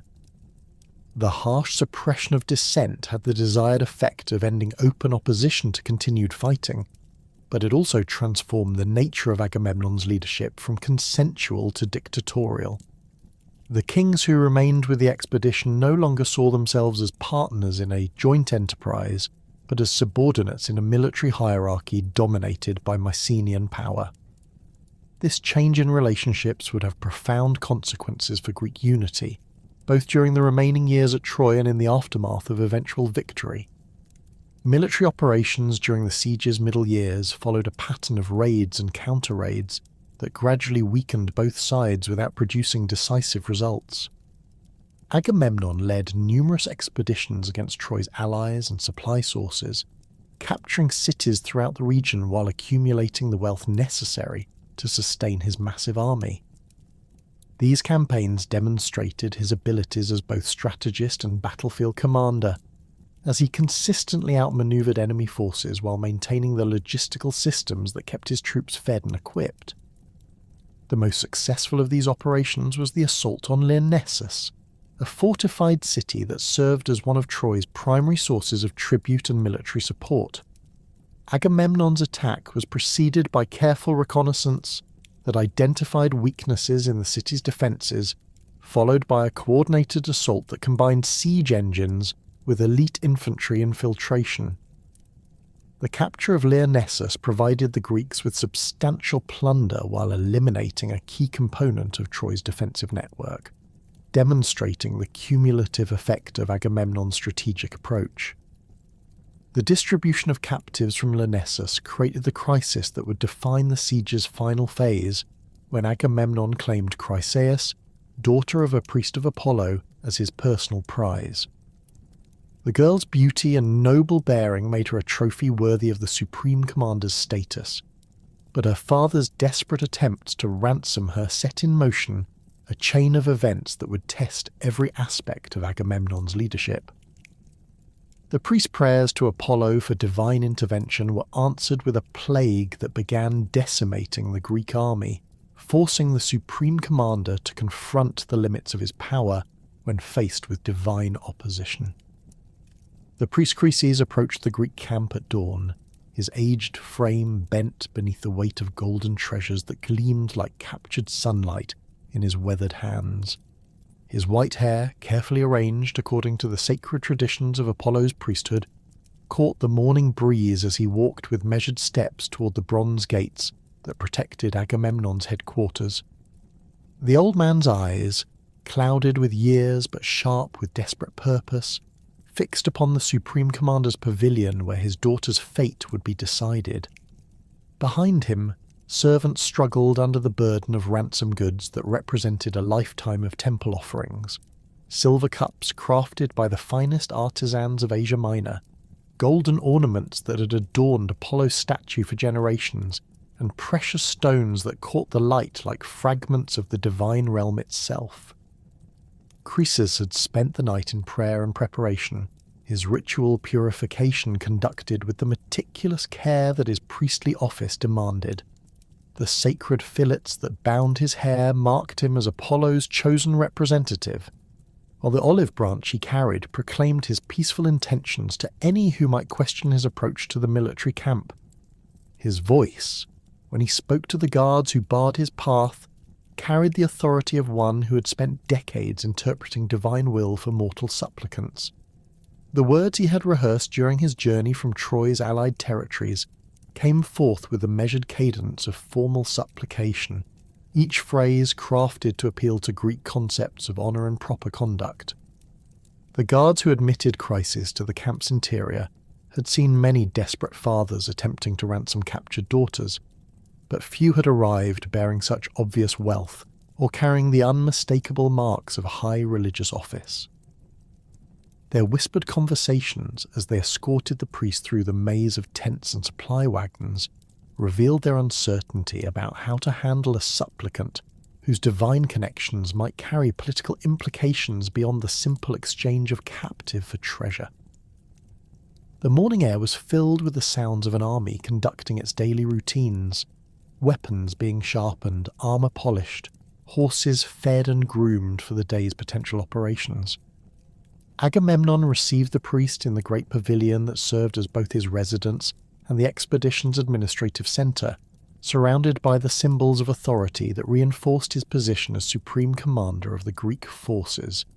The golden sceptre lay across his knees as he sat upon the bronze-studded throne that had been transported from Mycenae specifically for this campaign, while his finest armour hung from wooden stands that displayed the intricate metalwork depicting his family's legendary victories. Scribes and advisors occupied positions around the pavilion's perimeter, their presence serving as witnesses to whatever decision their commander might make regarding the priest's petition. The Supreme Commander's initial reaction to Chryses' appearance was one of barely concealed irritation at having his morning routine interrupted by what he perceived as routine administrative business.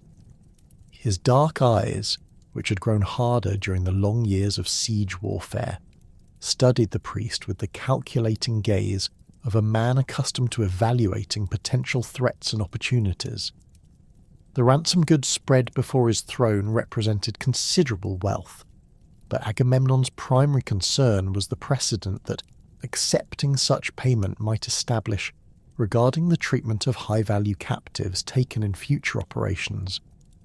Chryseis herself had been present in the pavilion when her father arrived, her beauty serving as a constant reminder of the Supreme Commander's power over life and death in the conquered territories.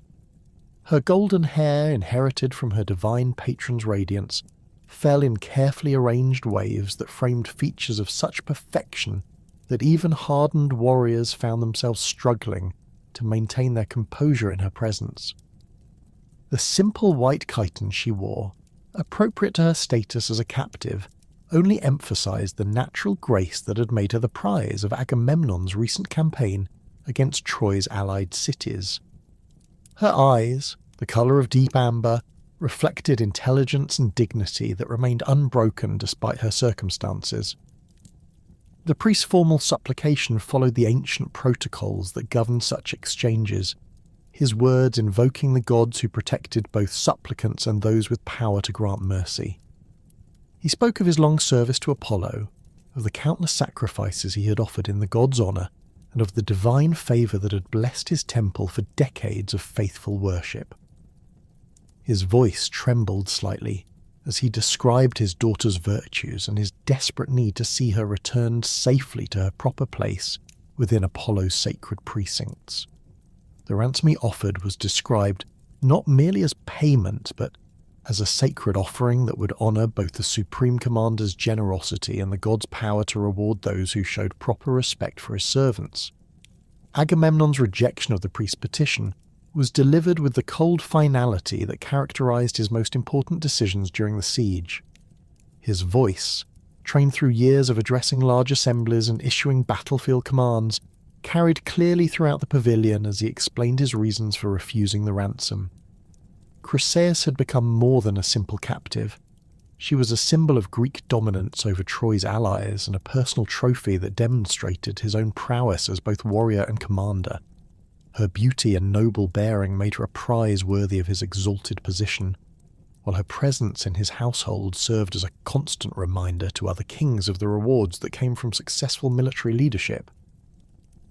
The Supreme Commander's words grew harsher as he warmed to his theme, his natural arrogance combining with years of unchallenged authority to produce a display of contempt that shocked even his closest advisors. He declared that Chryseis would remain in his possession until old age dimmed her beauty, that she would bear his children and serve his household in whatever capacity he deemed appropriate. Her father's priestly status meant nothing to a man who commanded the greatest army in Greek history, while Apollo's supposed protection had proven ineffective against Mycenaean bronze and tactical superiority. The ransom goods were dismissed as inadequate compensation for such a valuable prize, their return to the priest accomplished with gestures that emphasized their rejection rather than any courtesy due to age or religious office. Chryses departed the Greek camp with the slow, measured steps of a man whose world had collapsed around him, his aged shoulders bearing a burden far heavier than the ransom goods he had carried in vain hope of his daughter's redemption. The priest's final words, spoken as he passed beyond the bronze gates that protected the Supreme Commander's headquarters, were not addressed to any mortal listener, but to the god whose favour he had served faithfully throughout his long life. His voice, strengthened by righteous anger and desperate faith, called upon Apollo to demonstrate his power by punishing those who had shown such contempt for his chosen servant and his sacred office. The god's response came with the terrible swiftness that characterized divine vengeance when properly invoked by faithful worshippers.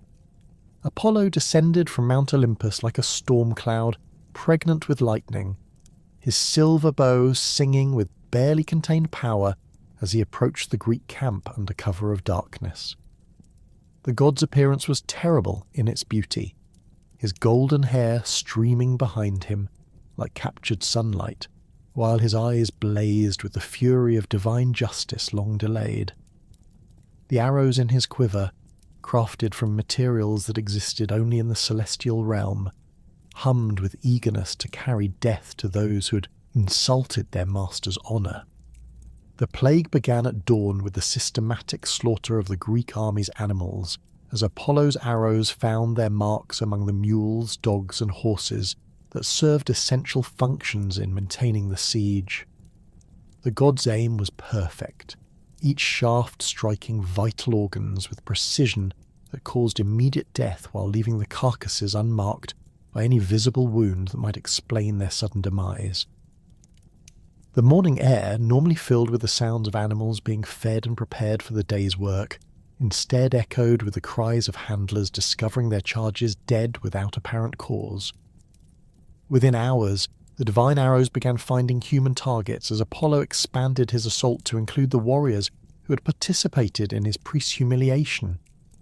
The god's selection of victims seemed random to mortal observers, striking down men of all ranks and ages without regard for their individual roles in the crisis that had provoked divine wrath.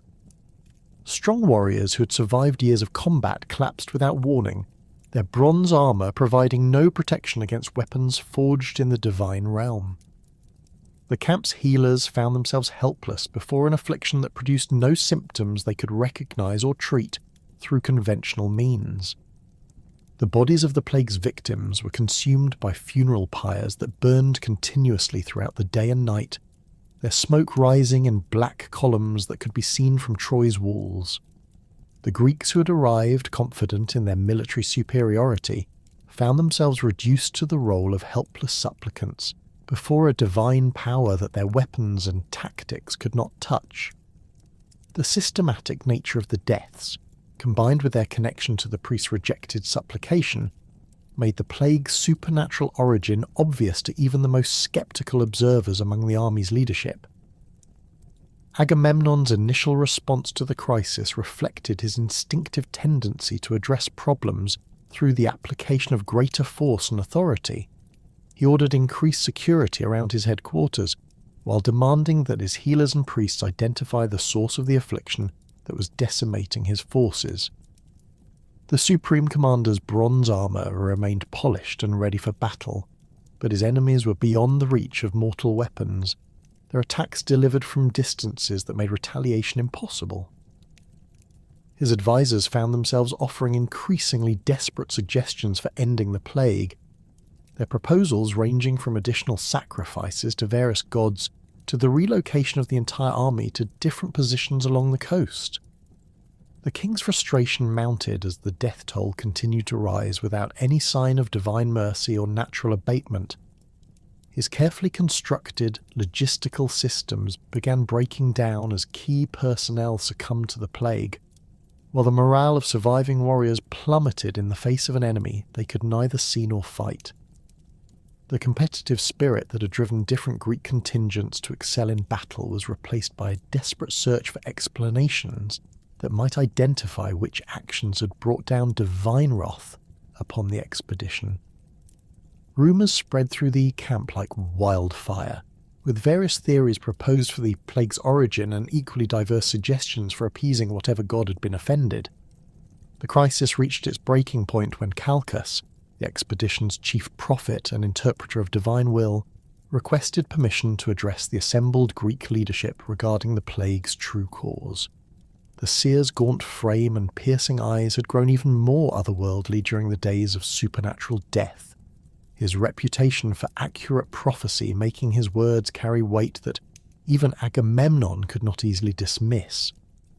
The prophet's request for protection from potential retaliation, before he revealed his divination, suggested that his message would implicate someone of sufficient power to threaten his safety, creating tension that filled the assembly pavilion like smoke from sacrificial fires.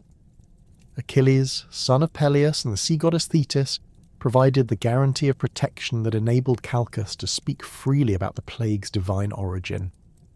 The young warrior's intervention was motivated by practical concerns about his own force's survival rather than any particular loyalty to the prophet. But his reputation for invincibility in combat made his protection meaningful to all present. Achilles' bronze armour, crafted by divine hands and blessed with supernatural properties, seemed to glow with inner light as he stood before the assembly, his presence serving as a reminder that even supreme commanders were not beyond challenge when circumstances demanded it. The prophet's revelations struck the assembled Greek leadership like a physical blow, each word carefully chosen to convey both the plague's divine source and the specific actions that had provoked Apollo's wrath.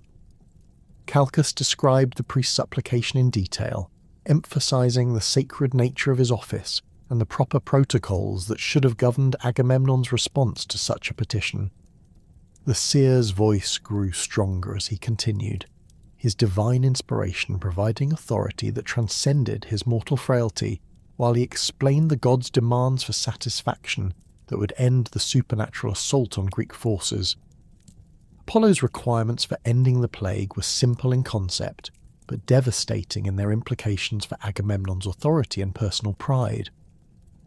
The god demanded the immediate return of Chryseis to her father without ransom or compensation, acknowledging through this action that the Supreme Commander's initial decision had violated divine law.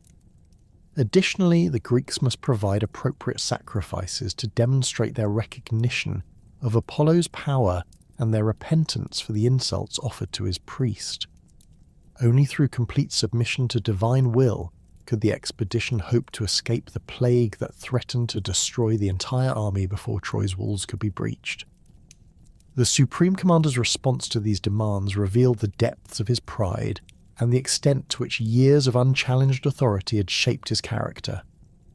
Agamemnon's voice, when he finally spoke, carried the cold fury of a man whose fundamental assumptions about power and privilege had been challenged by forces beyond his control. He acknowledged the plague's divine origin while simultaneously expressing resentment at being compelled to surrender a prize that he had won through legitimate military action. The Supreme Commander's words made clear that he viewed Apollo's demands as extortion rather than justice, a divine abuse of power that reduced mortal achievement to meaningless gestures before immortal whim. Yet practical necessity ultimately overcame personal pride as Agamemnon recognized that continued defiance would result in the complete destruction of his forces through supernatural means.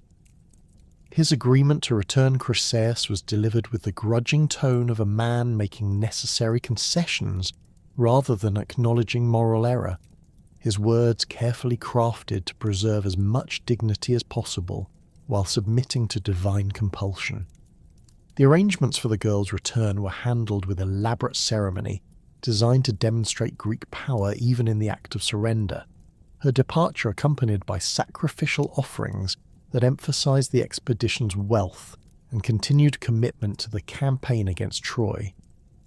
However, Agamemnon's submission to divine demands came with a price that would transform the entire character of the siege and ultimately determine its outcome.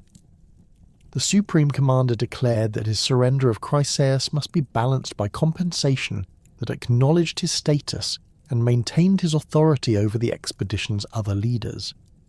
His eyes, scanning the assembled Greek nobility with the calculating gaze of a predator selecting prey, fixed upon Briseis, the captive who served as Achilles' prize from recent military operations. The girl's beauty rivaled that of Chryseis herself, while her assignment to the expedition's greatest warrior made her seizure a demonstration of supreme authority that no subordinate could challenge. The confrontation between Agamemnon and Achilles that followed this announcement would be remembered as the moment when Greek unity began its fatal dissolution, transforming a siege that might have ended in swift victory into a prolonged catastrophe that consumed an entire generation. Achilles' response to the threatened seizure of his prize revealed depths of pride and fury that matched Agamemnon's own, his divine heritage providing both the power and the justification for challenging supreme authority when honor demanded resistance. The young warrior's bronze armor seemed to radiate heat as his anger built, his hand moving instinctively toward the sword that had never failed him in combat. The argument between Supreme Commander and greatest warrior escalated with frightening speed, each man's words chosen for maximum insult, while their supporters arranged themselves in factions that threatened to tear the expedition apart through civil war. Agamemnon's authority as Supreme Commander clashed with Achilles' reputation for invincibility, creating a crisis that no amount of diplomatic skill could resolve through compromise or negotiation. The seizure of Briseis, when it finally occurred, was accomplished through overwhelming force that demonstrated the Supreme Commander's power, while simultaneously destroying the loyalty that had made Achilles the expedition's most valuable asset. Achilles' withdrawal from active participation in the siege represented a catastrophe that dwarfed even the plague in its implications for Greek success against Troy. The warrior whose presence had made victory seem inevitable removed himself and his myrmidons from all military operations, their empty positions in the battle line creating gaps that Trojan forces would soon exploit with devastating effectiveness. The psychological impact of Achilles' absence was even greater than its tactical implications, as Greek warriors who had drawn confidence from fighting alongside an invincible champion found themselves facing Troy's defenders without their greatest source of inspiration and protection. The absence of Achilles from the Greek battle lines transformed the siege of Troy from a campaign of inevitable conquest into a grinding war of attrition that tested every aspect of Agamemnon's leadership abilities. The Supreme Commander found himself facing military challenges that his tactical expertise could not overcome through conventional means, as Trojan forces under Hector's brilliant leadership exploited the gaps left by the withdrawn Myrmidons with devastating effectiveness. The psychological impact of losing Greece's greatest warrior proved even more damaging than the tactical disadvantage, as ordinary soldiers who had drawn courage from Achilles' presence began to question whether the gods truly favoured their cause. The military situation deteriorated with alarming speed as Hector launched a series of coordinated attacks that pushed the Greek perimeter back toward the coastal fortifications.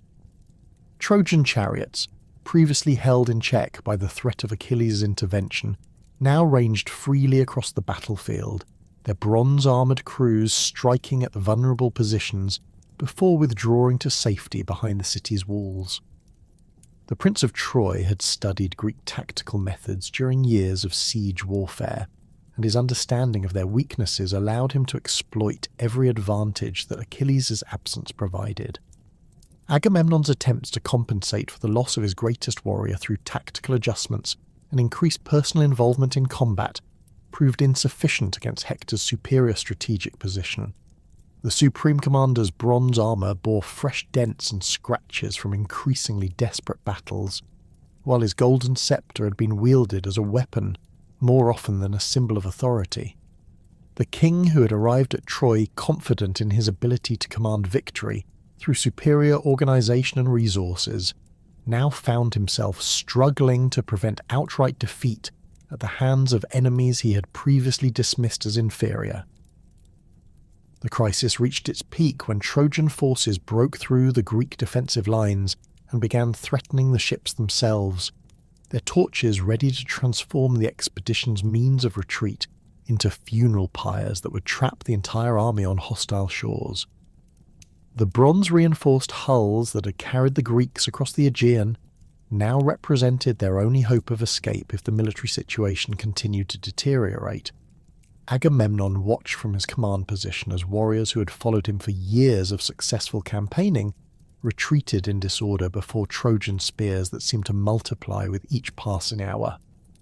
The Supreme Commander's recognition that conventional military solutions could not restore Greek fortunes led to a fundamental reassessment of his approach to the crisis with Achilles.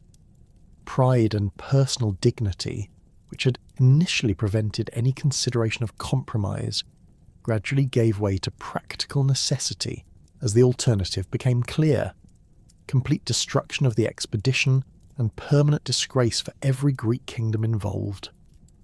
The king who had built his reputation on never yielding to pressure from subordinates now faced the possibility of yielding everything to Trojan victory unless he could restore his greatest warrior to active service. The decision to dispatch an embassy to Achilles represented a dramatic departure from Agamemnon's usual methods of resolving disputes with subordinate commanders. Rather than issuing orders or threats, the Supreme Commander would be forced to negotiate with a warrior whose withdrawal had demonstrated that even royal authority had limits when confronted by divine heritage and unmatched martial skill. The selection of ambassadors required careful consideration of personalities and relationships that might influence Achilles' response to what amounted to a formal plea for his return to the war. Odysseus of Ithaca emerged as the natural choice to lead the embassy, his reputation for diplomatic skill and persuasive eloquence, making him uniquely qualified to present Agamemnon's case in terms that might appeal to Achilles' sense of honour and duty. The king of Ithaca had maintained cordial relations with the son of Peleus throughout the siege, their mutual respect based on recognition of each other's exceptional abilities in their respective areas of expertise. Odysseus's bronze armour, polished to mirror brightness for the occasion, reflected his understanding that this embassy represented one of the most crucial diplomatic missions in Greek history. Phoenix, the aged tutor who had raised Achilles from childhood, provided the emotional component that pure diplomacy could not supply. The old warrior's weathered face and grey beard marked him as a survivor of countless battles, while his deep affection for his former pupil was evident in every gesture and expression. Phoenix's presence in the embassy served as a reminder of the personal relationships that transcended political disputes, his role as surrogate father giving him authority to speak to Achilles in ways that no other mortal could attempt without risking violent retaliation. Ajax of Salamis completed the embassy through his representation of the common soldiers whose lives depended on Achilles' return to battle. The massive warrior's simple honesty and straightforward approach to problems provided a counterpoint to Odysseus's sophisticated arguments and Phoenix's emotional appeals. Ajax's bronze armour, battered by years of combat but still functional, symbolized the practical military concerns that made Achilles' continued absence a matter of life and death for thousands of Greek warriors who had no involvement in the dispute between Supreme Commander and greatest champion.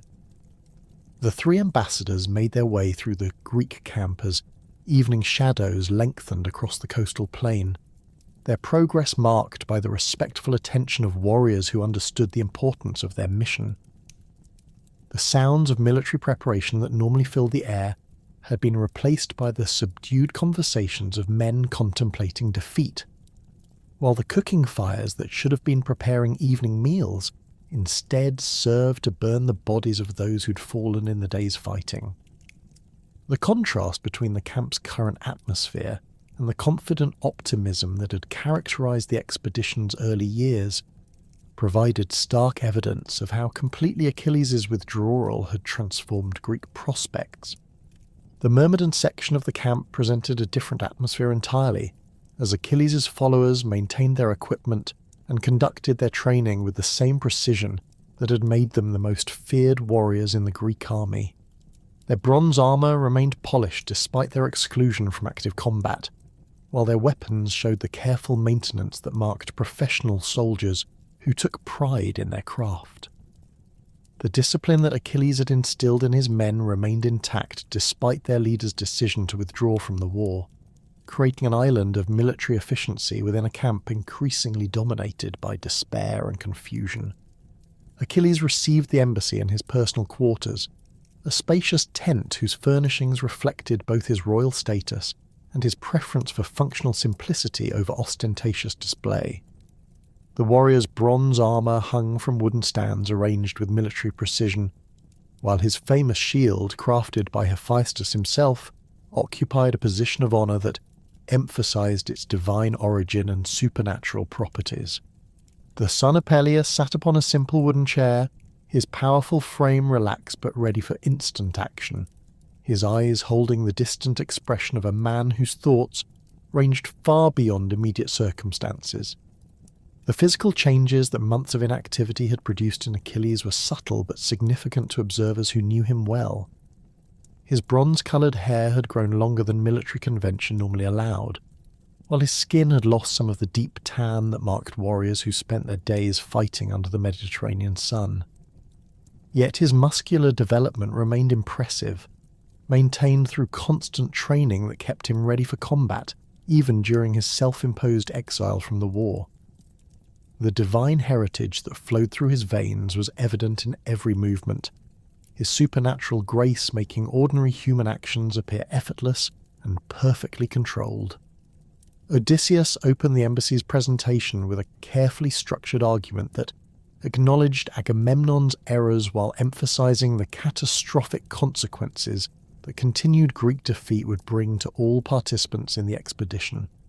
The king of Ithaca's words painted vivid pictures of Trojan victory celebrations and Greek shame, his rhetorical skills deployed to maximum effect as he described the permanent damage that failure at Troy would inflict on Greek prestige throughout the Mediterranean world.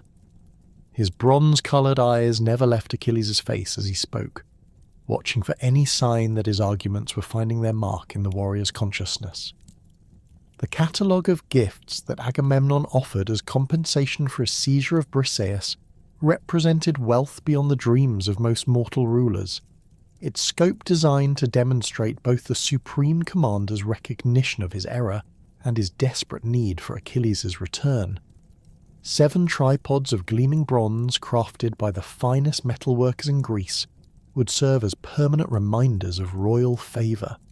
10 talents of gold, enough to purchase entire fleets or hire armies for extended campaigns, acknowledged the material value of Achilles' service to the expedition. 20 cauldrons of polished bronze, suitable for the grandest feasts and religious ceremonies, recognized the warrior's status as a leader worthy of entertaining kings and gods alike. The offer extended beyond mere treasure to include prizes that reflected Agamemnon's understanding of what motivated warriors of Achilles' caliber. 12 prize-winning horses, bred for speed and endurance in the royal stables of Mycenae, would provide the kind of superior mounts that enhanced both practical effectiveness and personal prestige in combat situations. 7 women skilled in handicrafts, selected from the most accomplished captives taken during the siege, would serve as both practical assets and symbols of conquest that demonstrated their owner's success in war. Most significantly, Agamemnon offered one of his own daughters in marriage, a union that would permanently bind Achilles to the royal house of Mycenae, while providing access to political power that extended far beyond military achievement. The bride would come with a dowry of 7 well-populated cities, their tribute providing income that would support a lifestyle appropriate to Achilles' enhanced status as both warrior and ruler. The marriage proposal represented a fundamental shift in how Agamemnon viewed his relationship with the son of Peleus, acknowledging him as an equal worthy of alliance rather than a subordinate expected to obey orders without question. The Supreme Commander's public acknowledgement of his error in dishonouring Achilles was perhaps the most significant component of the offer, as it represented a degree of humility that few had ever witnessed from the king of Mycenae. Agamemnon's admission that divine delusion had clouded his judgment provided a face-saving explanation for his actions, while simultaneously acknowledging that Achilles had been wronged through no fault of his own. The concept of eight, divine madness that temporarily robbed even the wisest rulers of their ability to make sound decisions, offered a theological framework that allowed both parties to retreat from their positions without permanent loss of dignity. Phoenix's contribution to the embassy's presentation drew upon decades of intimate knowledge regarding Achilles' character and motivations, his words carrying the weight of paternal authority combined with genuine affection. The old warrior's weathered hands gestured expressively as he recounted stories from Achilles' youth, reminding his former pupil of the values and principles that had shaped his development into Greece's greatest champion. Phoenix's voice, roughened by years of shouting battlefield commands, carried clearly through the tent as he spoke of honour, duty and the responsibilities that came with exceptional gifts. The aged tutor's arguments focused on the concept of legacy and how Achilles' current course would be remembered by future generations who would judge his actions without understanding the personal grievances that motivated them. Phoenix painted pictures of bards singing songs that portrayed the son of Peleus as a warrior who abandoned his comrades in their hour of greatest need, his reputation forever tainted by accusations of selfishness and cowardice. The alternative legacy, achieved through return to battle and ultimate victory over Troy, would ensure immortal fame that would inspire warriors for generations to come. Ajax's appeal was characteristically direct and unadorned by rhetorical flourishes, his words reflecting the straightforward thinking of a warrior who viewed problems in terms of practical solutions rather than complex negotiations. The son of Telamon spoke of the common soldiers who looked to Achilles for inspiration and protection, their faith in Greek victory dependent on the presence of a champion whose reputation made defeat seem impossible. Ajax's massive frame seemed to fill the tent as he described the deteriorating military situation in terms that emphasized its immediate danger to every Greek warrior regardless of their personal involvement in the dispute between commanders. The embassy's presentation concluded with a formal invitation for Achilles to return to his rightful place as the expedition's greatest warrior, his restoration to active service to be celebrated with ceremonies that would acknowledge both his exceptional abilities and his magnanimous willingness to forgive past wrongs. The three ambassadors waited in respectful silence as Achilles considered their arguments, their bronze armour gleaming in the lamplight, while shadows danced across the tent's walls. The fate of the entire Greek expedition hung in the balance as the son of Peleus weighed personal honour against collective necessity. Achilles' response to the embassy's presentation revealed the depth of his anger and the extent to which Agamemnon's actions had wounded his sense of personal worth and dignity. The warrior's voice, when he finally spoke, carried the controlled fury of a man whose fundamental beliefs about honour and justice had been violated by those he had trusted to recognise his contributions to their shared cause. His rejection of the offered compensation was delivered with the kind of finality that made further argument seem pointless, his words carefully chosen to demonstrate that material wealth could not repair the damage done to his reputation and self-respect. The son of Peleus spoke of his divine heritage and the prophecy that offered him a choice between long life in obscurity and glorious death that would ensure immortal fame. His mother Thetis had revealed that remaining at Troy would result in his death before the city's walls, while departure would guarantee a peaceful existence far from the dangers of heroic warfare. Achilles' contemplation of this choice reflected his recognition that honour and glory came with prices that extended beyond immediate material considerations, his divine blood providing perspectives on mortality that ordinary humans could not fully comprehend. The embassy's failure to secure Achilles' immediate return to battle represented a devastating blow to Greek morale and military prospects, but it also established the framework for eventual reconciliation when circumstances changed sufficiently to overcome the warriors' wounded pride. The seeds of future cooperation were planted through the ambassador's presentation of Agamemnon's genuine remorse and his willingness to make unprecedented concessions to secure Achilles' forgiveness. The Supreme Commander's recognition of his error, even if it had not yet produced the desired results, created possibilities for healing that had not existed before the embassy's mission. The death of Patroclus would ultimately accomplish what diplomacy and material inducements could not achieve, transforming Achilles' personal grievance against Agamemnon into a burning desire for vengeance against the Trojan forces that had killed his beloved companion.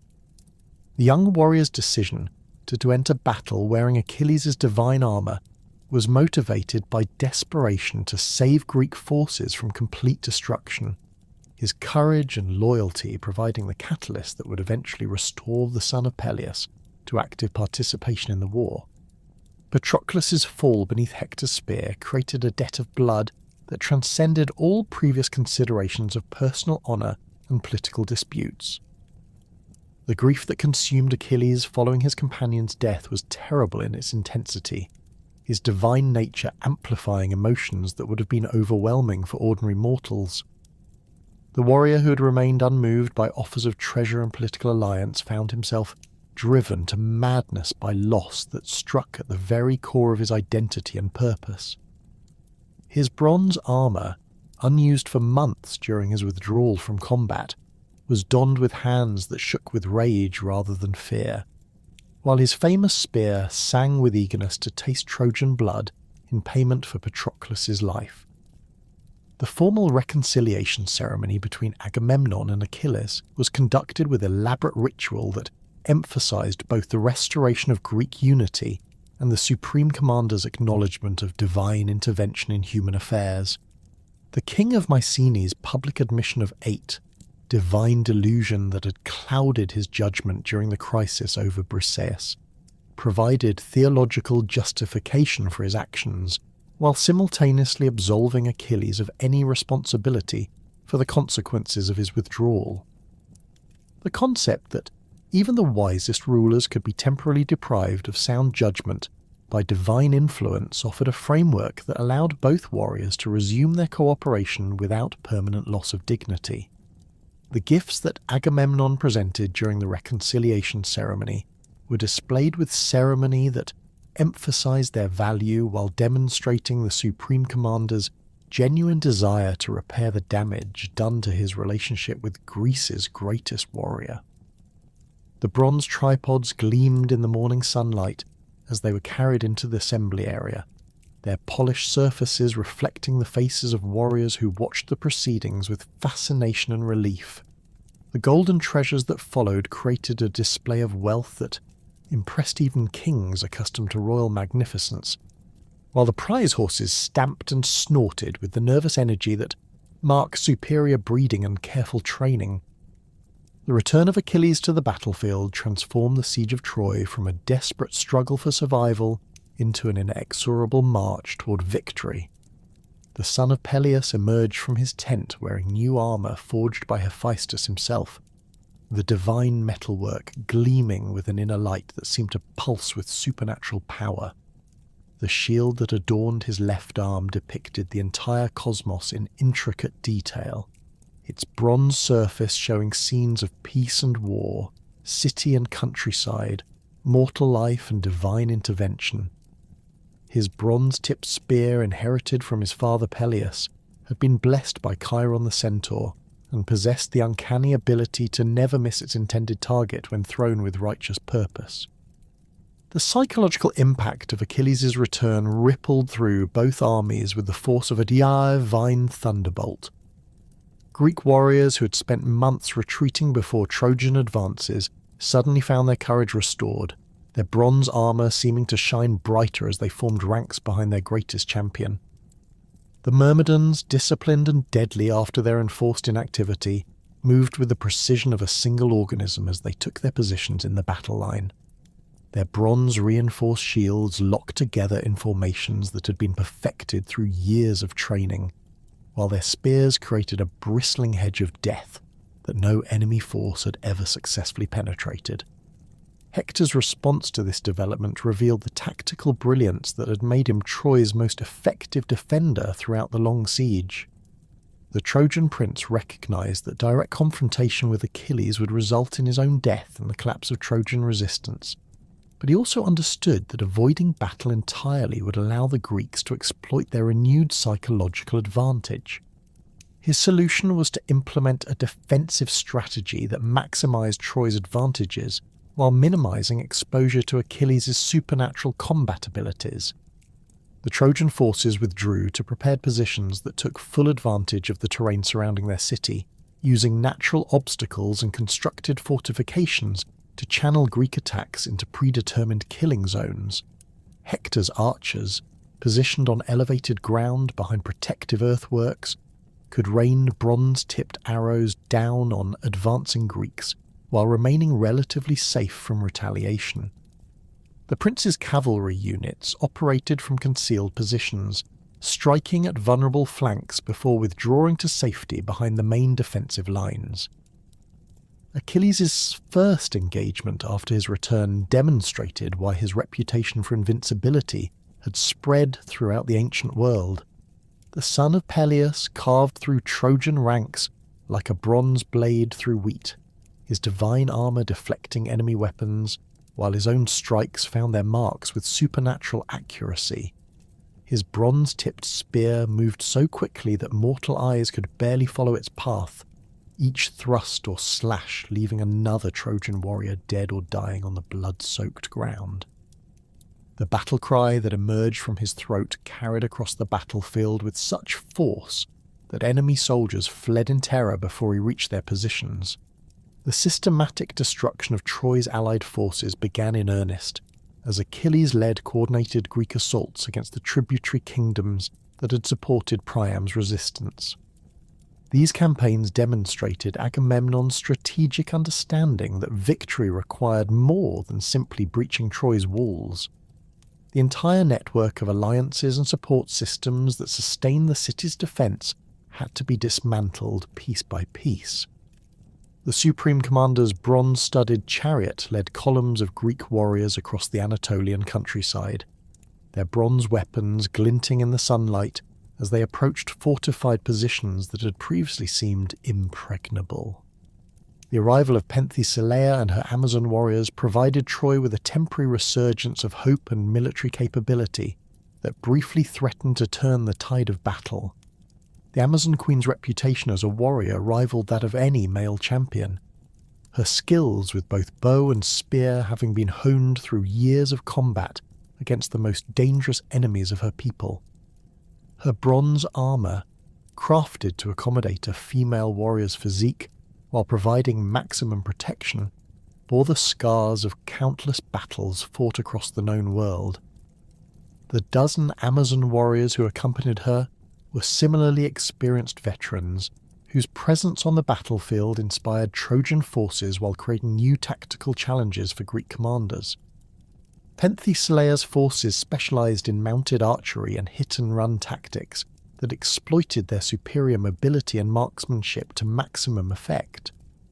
Their bronze-tipped arrows could penetrate Greek armor at ranges that made retaliation difficult, while their ability to shoot accurately from horseback allowed them to maintain constant pressure on enemy formations without becoming decisively engaged.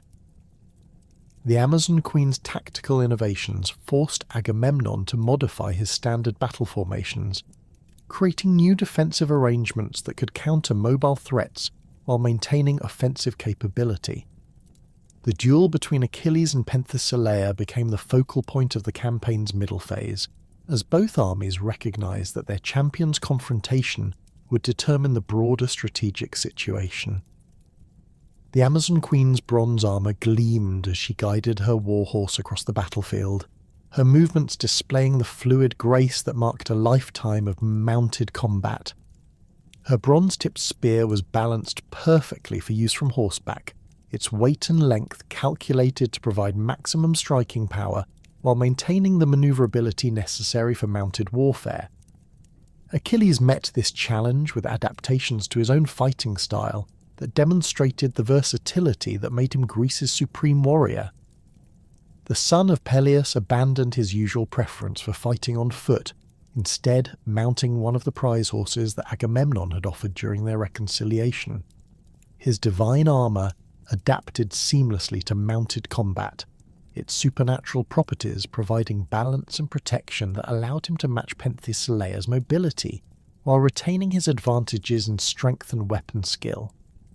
The confrontation between these legendary warriors lasted for hours, their bronze weapons clashing with sounds that echoed across the battlefield like thunder from the gods. Penthesileia's tactical skill and mounted archery kept her competitive, despite Achilles' supernatural advantages, her bronze-tipped arrows finding gaps in his divine armour that would have been fatal to any mortal opponent. The Amazon Queen's war cry rang out across the plain as she pressed her attacks, her bronze spear seeking the vulnerable points that might allow her to achieve the impossible victory that would save Troy from destruction. Achilles' eventual triumph over Penthesileia came through a combination of divine heritage and tactical superiority that even the Amazon Queen's exceptional skills could not overcome. His bronze-tipped spear, guided by supernatural accuracy, found the single gap in her armour that her own movements had created during the intensity of combat. The Amazon Queen's death was swift and honourable, her bronze armour bearing testimony to a warrior's life lived without compromise or retreat. Her funeral pyre burned for 3 days, its smoke visible from both Greek and Trojan camps, as a reminder of the courage that had brought her so far from her homeland to die in defence of a foreign city. The arrival of Memnon and his Ethiopian forces represented Troy's final hope for achieving military victory through external assistance. The Ethiopian prince commanded troops whose bronze weapons and disciplined formations rivaled those of the Greeks themselves, while his personal reputation as a warrior approached the legendary status enjoyed by Achilles and Hector. Memnon's bronze armour, crafted by skilled metalworkers from his distant homeland, incorporated design elements that reflected both African traditions and practical military requirements. His bronze-tipped spears were longer than those typically used by Mediterranean warriors, their additional reach providing tactical advantages that forced opponents to modify their standard fighting techniques. The Ethiopian contingent brought new tactical approaches to Troy's defence that temporarily disrupted Greek operational planning.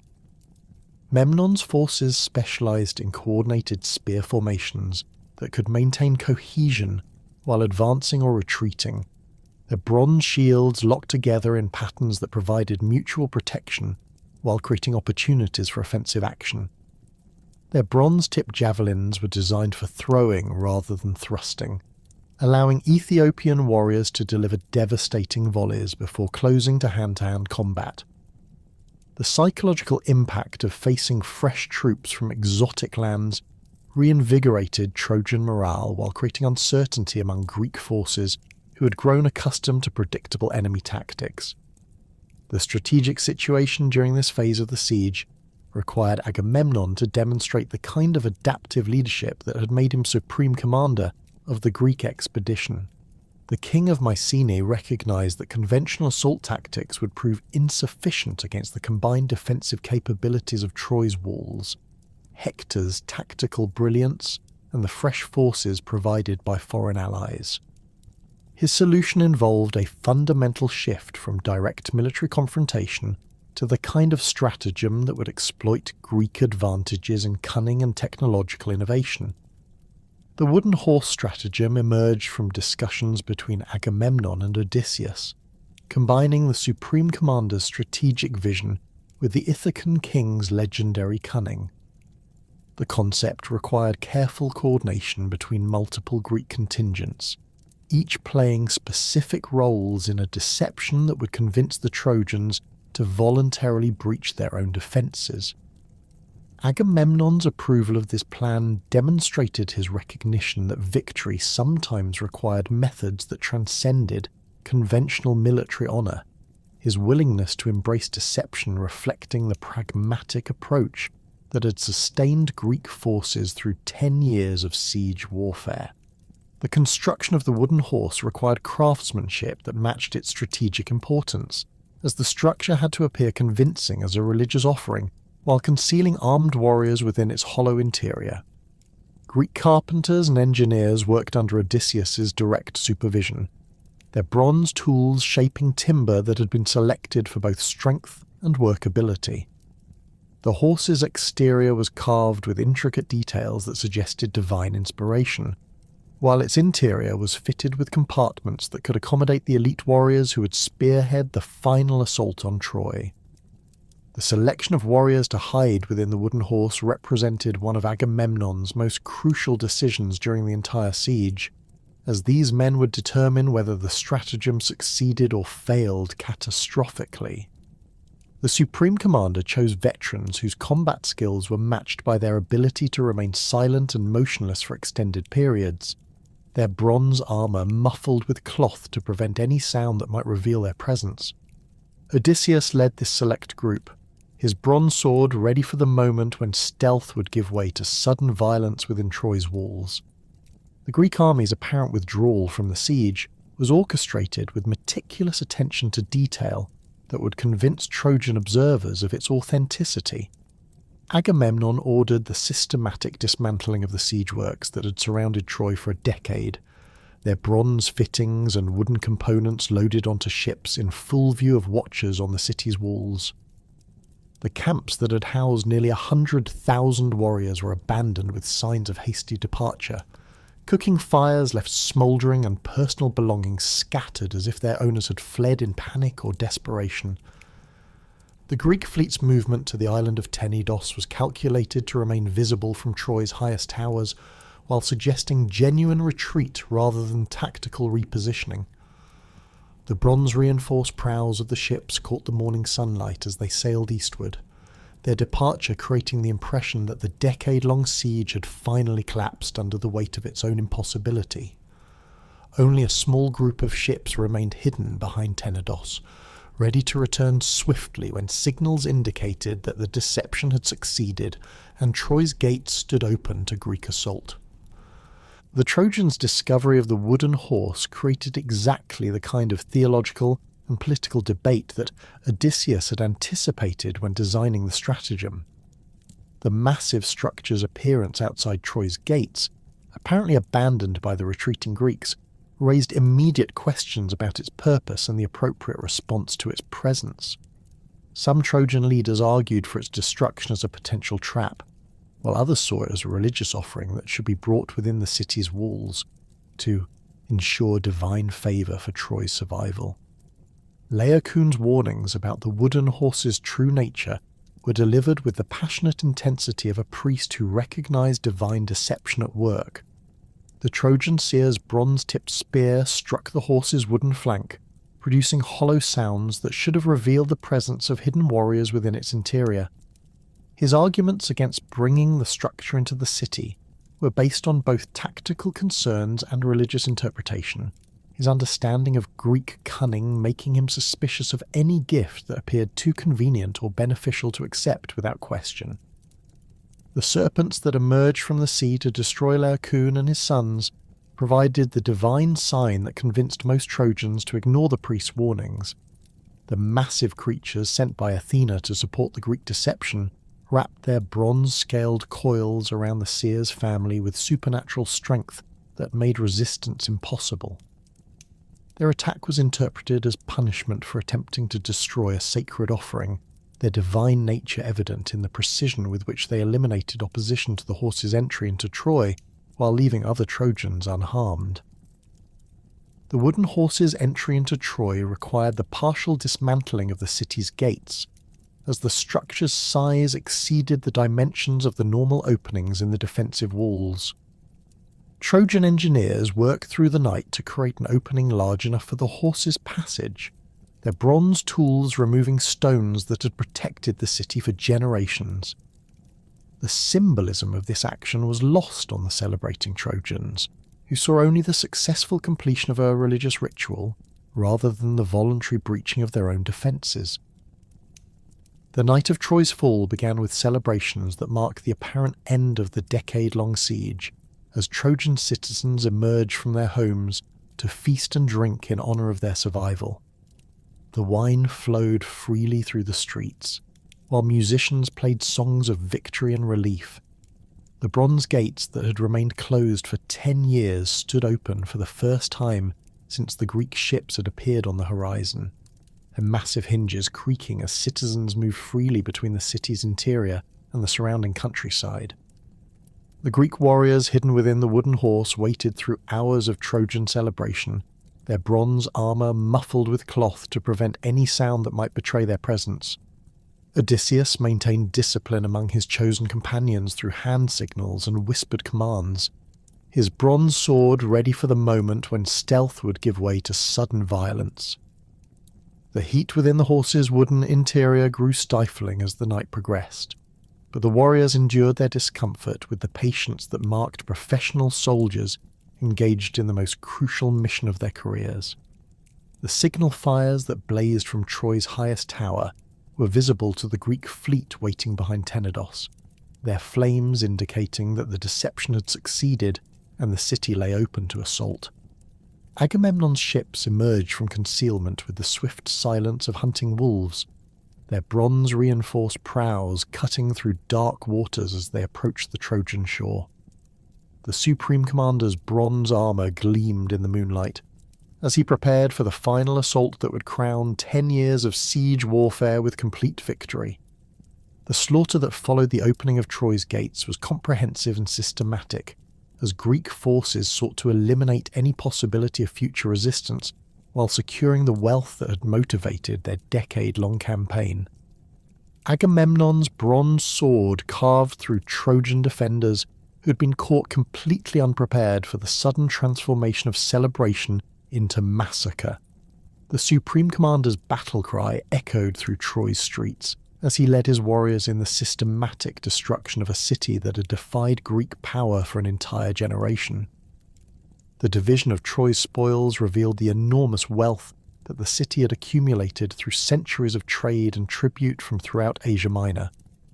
Gold and silver vessels filled entire warehouses, their precious metals gleaming in the light of the fires that consumed the city's wooden structures. Bronze weapons and armour, crafted by the finest smiths in the ancient world, were collected and distributed according to the complex protocols that governed the sharing of war prizes among Greek forces. Precious stones and exotic goods from distant lands provided tangible evidence of Troy's role as a commercial centre that had connected Europe with Asia. Agamemnon's claim of Cassandra as his personal prize represented more than simple acquisition of a beautiful captive. It was a symbolic assertion of complete victory over Troy's royal house and divine protections. The prophetess daughter of Priam possessed beauty that rivaled Helen's own, her golden hair and graceful bearing marking her as worthy of a supreme commander's attention.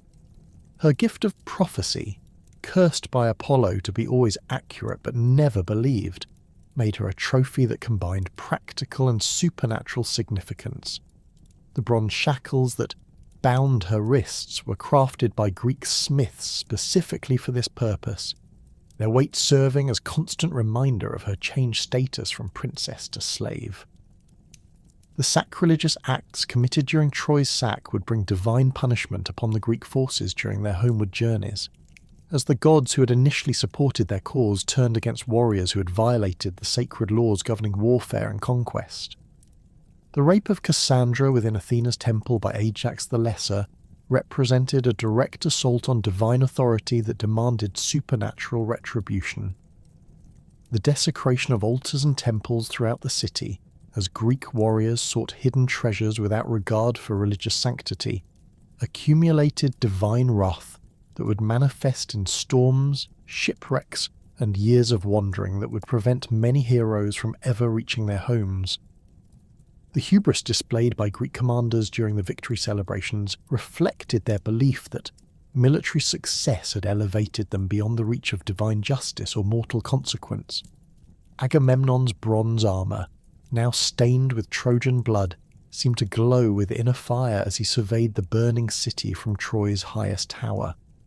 His golden sceptre, symbol of supreme authority over the Greek expedition, caught the light of the flames that consumed the greatest city in Asia Minor. The king of Mycenae had achieved the impossible conquest that would make his name immortal, but the very completeness of his victory would soon reveal itself as the foundation for tragedies that would destroy his house and scatter his allies across the wine-dark sea. The bronze gates of Mycenae clanged shut behind the messenger who brought word of Troy's fall, his dust-covered cloak and exhausted horse bearing witness to the urgency of his journey across the Aegean. Queen Clytemnestra received the news in the great hall, where she had held court for 10 long years, her throne positioned beneath tapestries that depicted the glorious victories of her husband's ancestors. The golden ornaments that adorned her dark hair caught the lamplight as she listened to the detailed account of the city's destruction, her face maintaining the composed expression that had become her mask during the decade of Agamemnon's absence. Yet beneath this carefully controlled exterior, emotions that had been carefully nurtured and refined through years of patient planning began to surge with an intensity that matched the flames that had consumed Troy's towers. The transformation that had overtaken Clytemnestra during the war years was as complete as it was carefully concealed from the eyes of those who might have opposed her growing power within Mycenae's royal household. The grieving mother who had watched her daughter's blood flow across the altar at Aulis had evolved into something far more dangerous. A calculating strategist whose every action served the ultimate goal of exacting perfect vengeance upon the man who had sacrificed their child for favourable winds. Her bronze mirror, polished to perfection by skilled servants, reflected features that remained beautiful despite the passage of years, but her eyes held depths of cold fury that would have made seasoned warriors step back in instinctive recognition of mortal danger. The Queen's daily routines had become elaborate performances designed to maintain the fiction of loyal devotion, while she systematically prepared for her husband's eventual return. Each morning brought carefully orchestrated meetings with palace officials, merchants, and military commanders who reported on the kingdom's affairs with the deference due to a regent whose authority derived from the absent king. Clytemnestra's questions were always penetrating, her decisions consistently sound, her management of Mycenae's complex administrative systems so effective that the kingdom had actually grown more prosperous during Agamemnon's absence than it had been under his direct rule. The bronze-reinforced doors of the royal treasury opened regularly to Clytemnestra's inspections, her sharp mind cataloguing every ingot of gold and silver that flowed through the kingdom's coffers.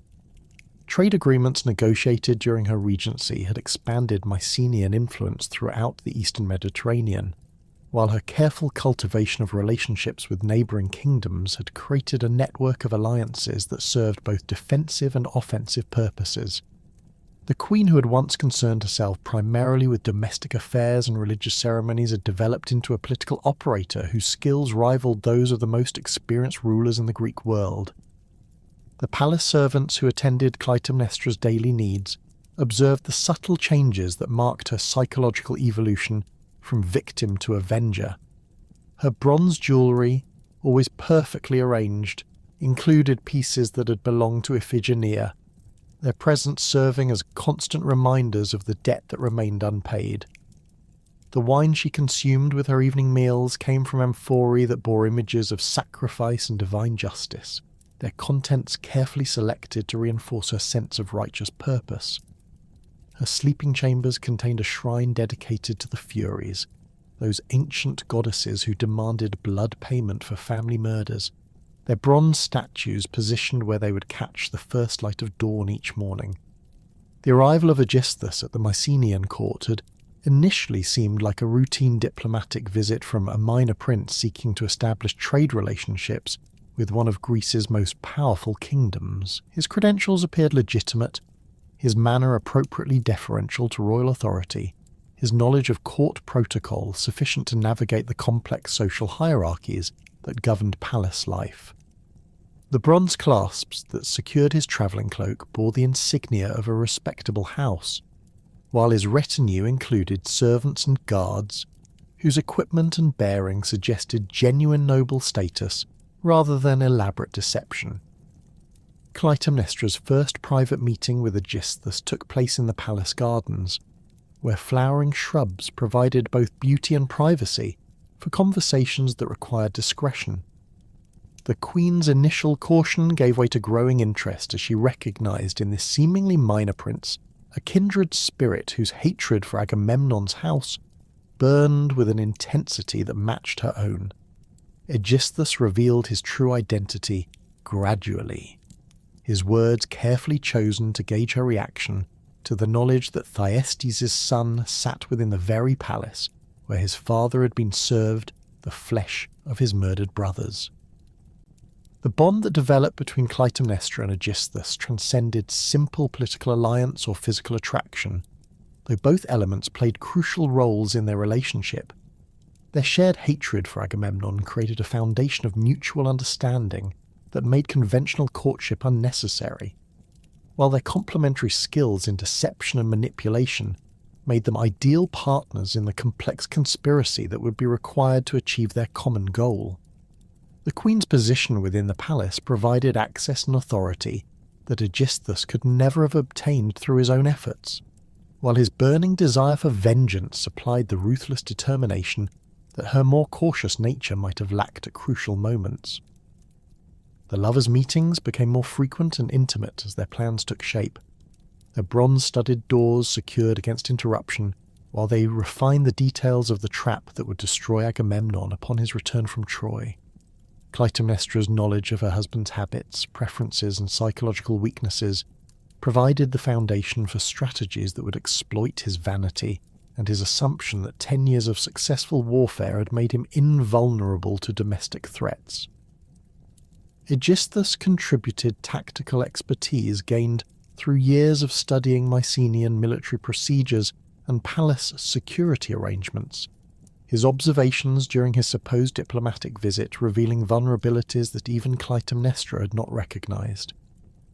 The beacon system that would announce Troy's fall was Clytemnestra's masterstroke, a network of signal fires stretching across the Aegean that would provide advance warning of Agamemnon's departure from the conquered city. The queen had spent months negotiating with local rulers and tribal chieftains who controlled the strategic heights where beacon fires would be positioned, her diplomatic skills and generous payments ensuring their cooperation in what they believed was simply an elaborate communication system designed to coordinate trade and defence. The bronze mirrors and polished shields that would reflect and amplify the signals were positioned with mathematical precision, their angles calculated to ensure that messages could travel from Troy to Mycenae in a matter of hours rather than the days or weeks that conventional messengers would require. The construction of this beacon network required careful coordination with agents who'd infiltrated the Greek camps around Troy, their reports providing detailed intelligence about Agamemnon's intentions and probable departure schedule.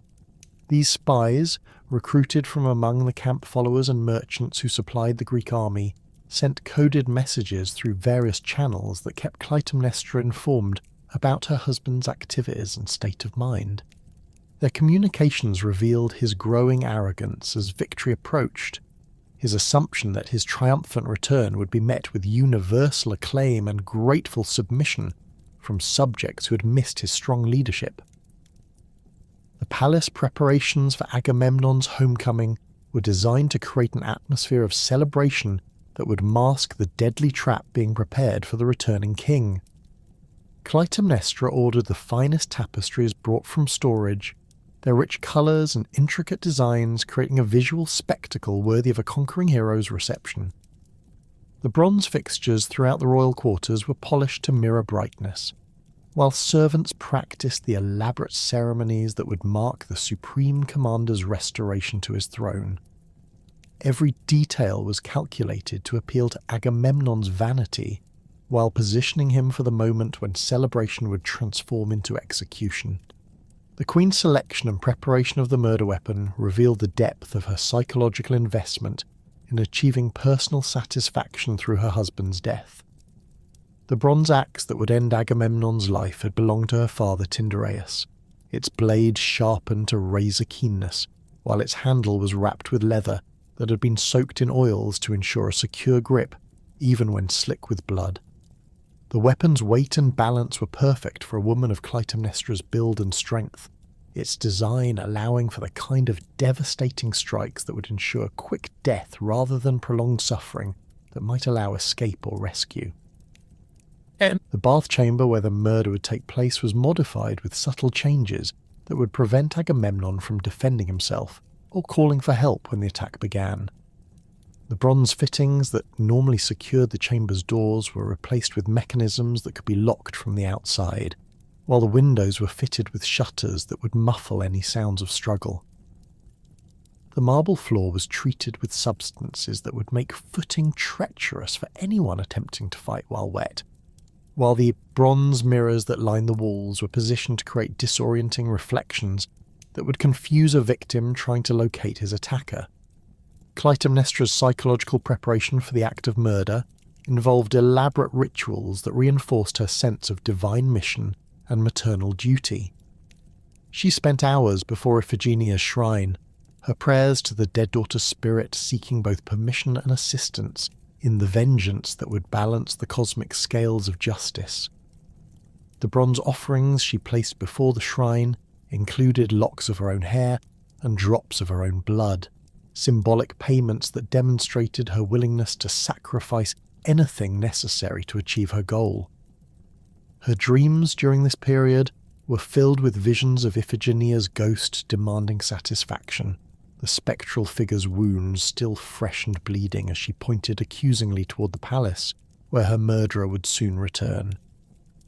The recruitment and preparation of palace servants who would assist in the conspiracy required careful evaluation of loyalties and motivations that might influence their behaviour during the critical moments of the plot's execution. Clytemnestra identified individuals whose personal grievances against Agamemnon's harsh rule made them natural allies, while eliminating or isolating those whose devotion to the king might lead them to interfere with her plans. The bronze tokens she distributed to trusted conspirators served as both identification and promises of reward, their possession marking the bearers as participants in an enterprise that would reshape the kingdom's future.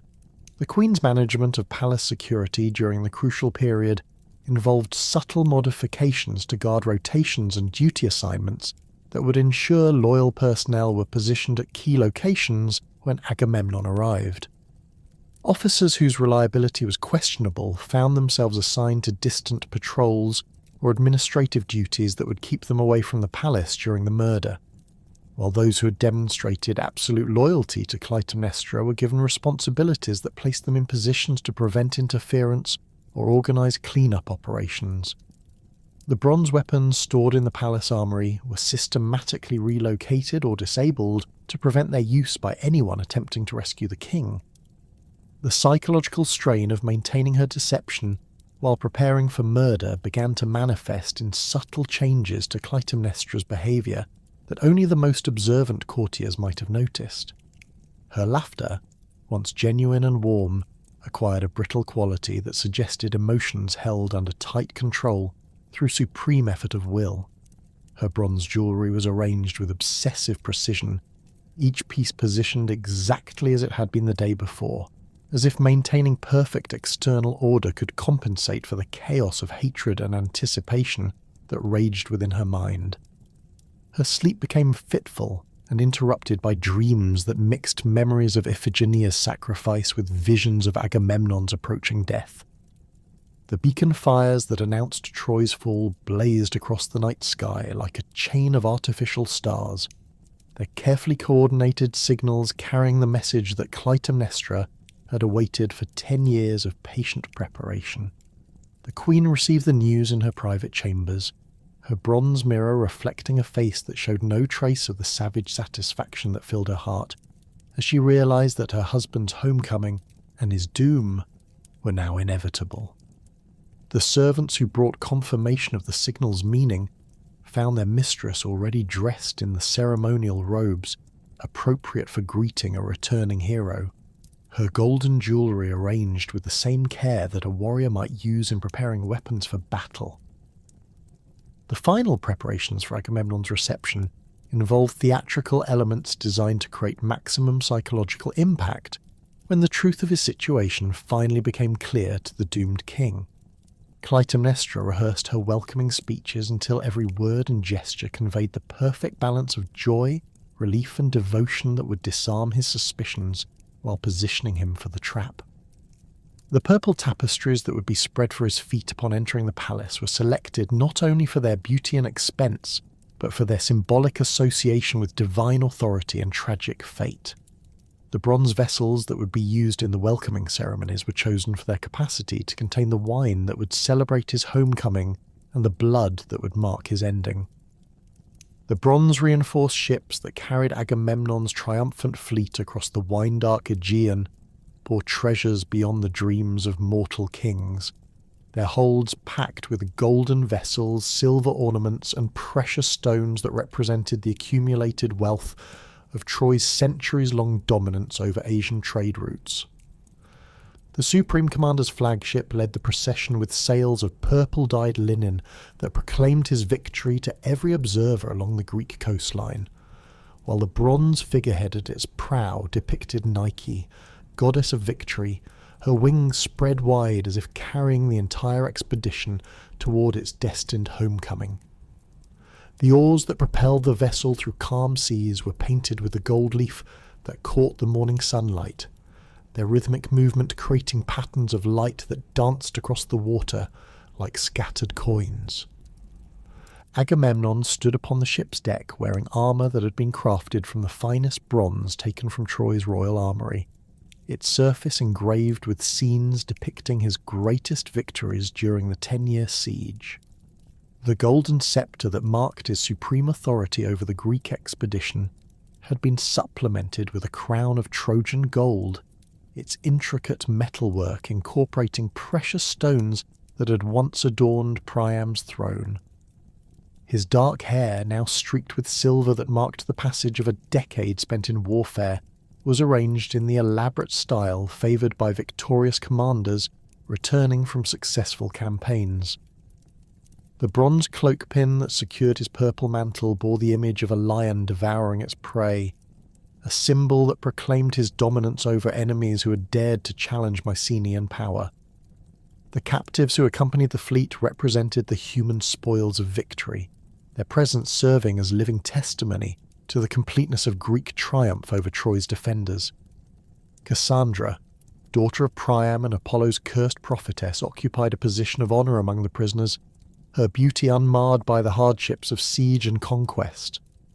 Her golden hair fell in waves that caught the sea breeze, while her amber eyes held the distant expression of one whose divine gift allowed her to see futures that others could not perceive.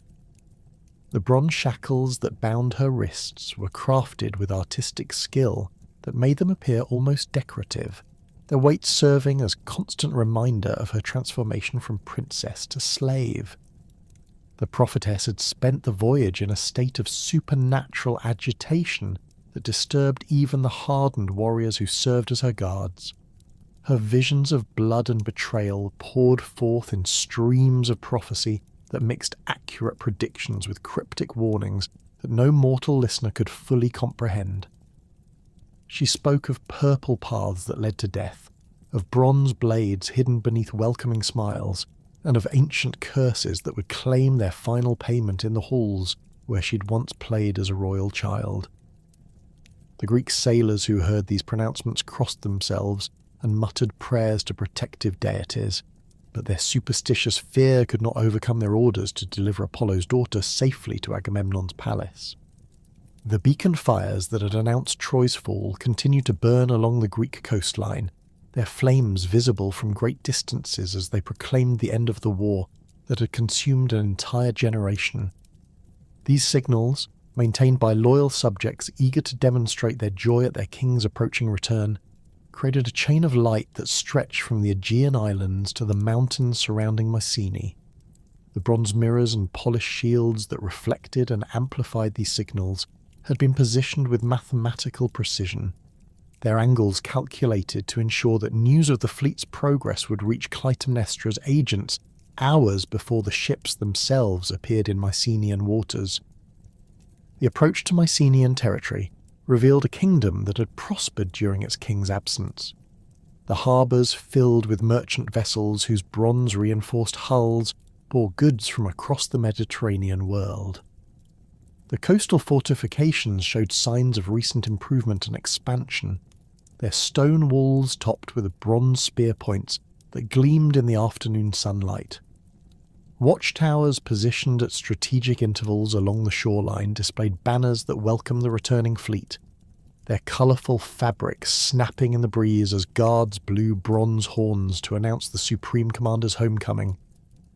Agamemnon's first glimpse of his palace after 10 years of absence filled him with satisfaction that bordered on divine intoxication. The massive stone walls that protected his royal residence had been enhanced with new bronze fittings that caught the light like scattered stars, while the towers that commanded views across the surrounding countryside flew banners bearing the lion symbol of his house. The bronze gates that controlled access to the palace courtyard stood open in welcome, their surfaces polished to mirror brightness that reflected the approaching procession in distorted but recognizable images. The king who had departed Mycenae as supreme commander of a Greek alliance returned as the conqueror of Troy, his status elevated beyond anything that previous generations of his cursed bloodline had achieved. The crowds that lined the roads leading to the palace demonstrated the genuine affection that Agamemnon's subjects felt for their victorious king, their cheers and thrown flowers creating an atmosphere of celebration that seemed to validate every sacrifice made during the long campaign. Citizens who'd sent sons and brothers to fight at Troy pressed forward to catch glimpses of the treasures that filled the royal wagons, their bronze jewellery and fine clothing indicating the prosperity that had marked Mycenae during the war years. Children who had been born during their king's absence stared in wonder at the man whose exploits had become legendary throughout their kingdom, their young faces reflecting the awe that adults felt but tried to conceal behind more dignified expressions. The palace courtyard had been transformed into a stage worthy of the Supreme Commander's triumphant return, its marble pavement covered with tapestries that depicted the glorious victories of his ancestors, while bronze braziers filled the air with the scent of exotic incenses. Servants in their finest robes waited in carefully arranged formations, their positions calculated to create visual patterns that would honour the returning king while demonstrating the efficient organisation that had maintained his household during his absence. The bronze vessels that would be used in the welcoming ceremonies gleamed like captured sunlight, their surfaces reflecting the faces of courtiers, whose expressions combined genuine joy with the calculated deference that palace life demanded. Clytemnestra appeared at the palace entrance wearing robes of purple silk that proclaimed her royal status, while emphasizing the dignity she had maintained throughout the years of separation from her husband. Her dark hair was arranged in elaborate braids woven with golden ornaments that caught the afternoon light, while her jewellery included pieces that had belonged to Iphigenia, their presence serving purposes that only she fully understood. The bronze mirror that had reflected her face during years of careful preparation now showed features that remained beautiful despite the passage of time, though observers with sufficient perception might have detected something cold and calculating in her amber eyes. The Queen's welcoming speech was a masterpiece of theatrical performance, her words carefully crafted to appeal to Agamemnon's vanity, while concealing the deadly trap that awaited him within the palace walls. She spoke of lonely nights spent in prayer for his safety, of the joy that filled her heart at seeing him return crowned with victory, and of the gratitude that all Mycenae felt toward the man who had elevated their kingdom's reputation throughout the civilized world. Her voice carried clearly across the courtyard as she described the preparations that had been made for his homecoming, the feast that would celebrate his achievements, and the rest that he had earned through his decade of heroic service to the Greek cause. The purple tapestries that Clytemnestra ordered spread before Agamemnon's feet, created a path of royal magnificence that led from the courtyard entrance to the palace doors, their rich colour and intricate designs demonstrating both the wealth at her disposal and the honour she wished to show her returning husband. These textiles, woven from the finest materials available in the ancient world, had been dyed with the precious murex shells that produced the purple associated with divine authority and royal power. The servants who unrolled them moved with practiced precision, their synchronized actions creating a ceremony that impressed even courtiers accustomed to royal magnificence. Agamemnon's initial hesitation about walking upon such valuable materials reflected his understanding of the religious and social implications associated with purple dye, which was reserved for gods and the most exalted mortals. His bronze-studded sandals paused at the edge of the purple path as he considered the symbolic significance of treading upon textiles that cost more than most kingdoms could afford, their destruction through use representing a display of wealth that bordered on hubris. The king's advisors watched nervously as he weighed the honour being offered against the potential divine displeasure that might result from accepting such extravagant treatment. Clytemnestra's persuasive words overcame her husband's scruples through appeals to his pride and his sense of having earned extraordinary honours through extraordinary achievements. She argued that the conqueror of Troy deserved treatment that matched his unprecedented success, that refusing such honours would actually insult the gods who had granted him victory over Priam's mighty city. Her bronze-adorned hands gestured expressively as she described how his enemies would interpret any display of false modesty as weakness, while his allies would see appropriate magnificence as confirmation of Greek superiority over barbarian opponents. The Supreme Commander's decision to accept the purple path represented more than simple vanity. It was the culmination of 10 years of gradual corruption that had transformed a capable military leader into a man whose pride had grown beyond the bounds that mortality should observe. His bronze armour gleamed as he stepped onto the precious textiles, each footfall destroying wealth that represented months of skilled labour, while demonstrating his belief that victory had elevated him beyond normal human limitations. The courtiers who watched this display understood its significance, their whispered comments mixing admiration for their king's achievements with unease at the hubris he was displaying.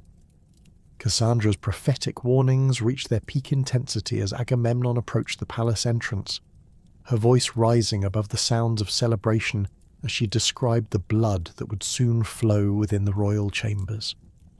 The Trojan prophetess spoke of bronze blades hidden beneath silk robes, of ancient curses claiming their final victims, and of the furies who waited within the palace walls to witness justice finally served upon the House of Atreus.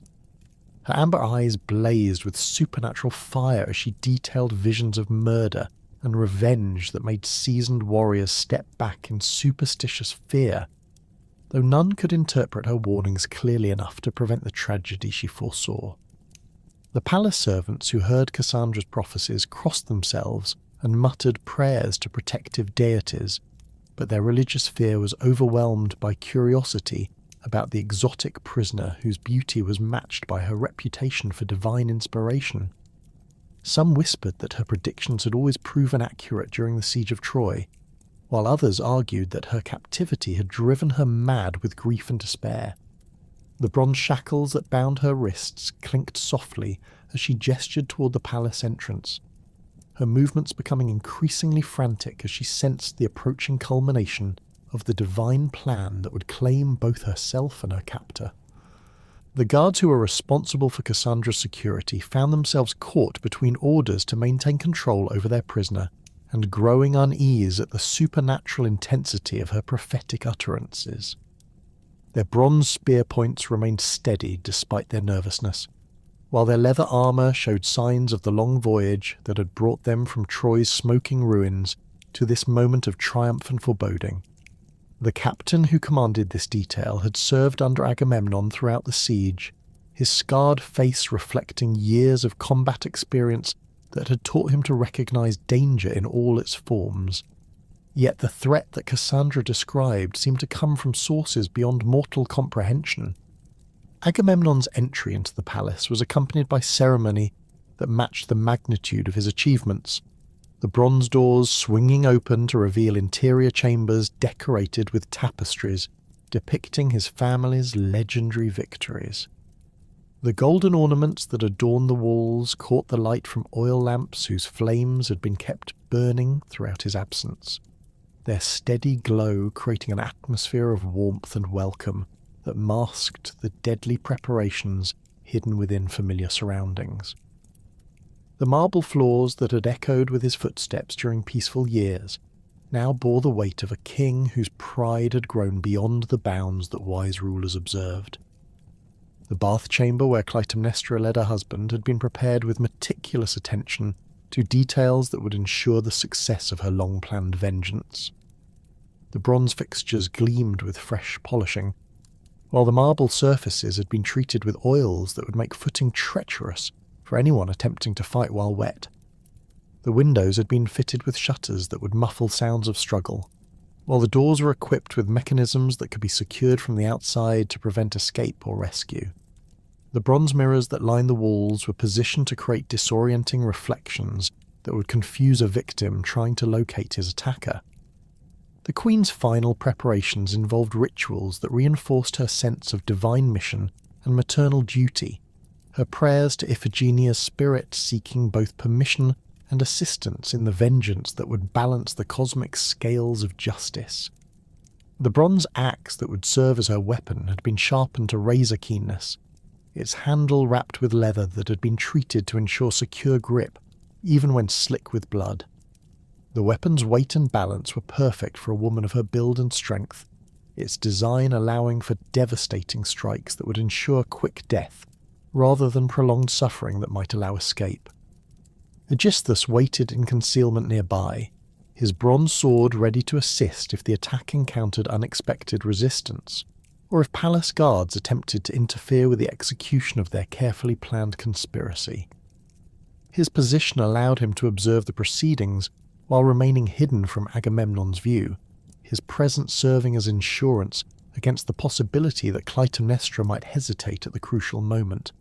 The bastard son of Thyestes had spent years preparing for this opportunity to complete his father's revenge against the House of Atreus, his hatred refined through patient planning into an instrument of perfect justice.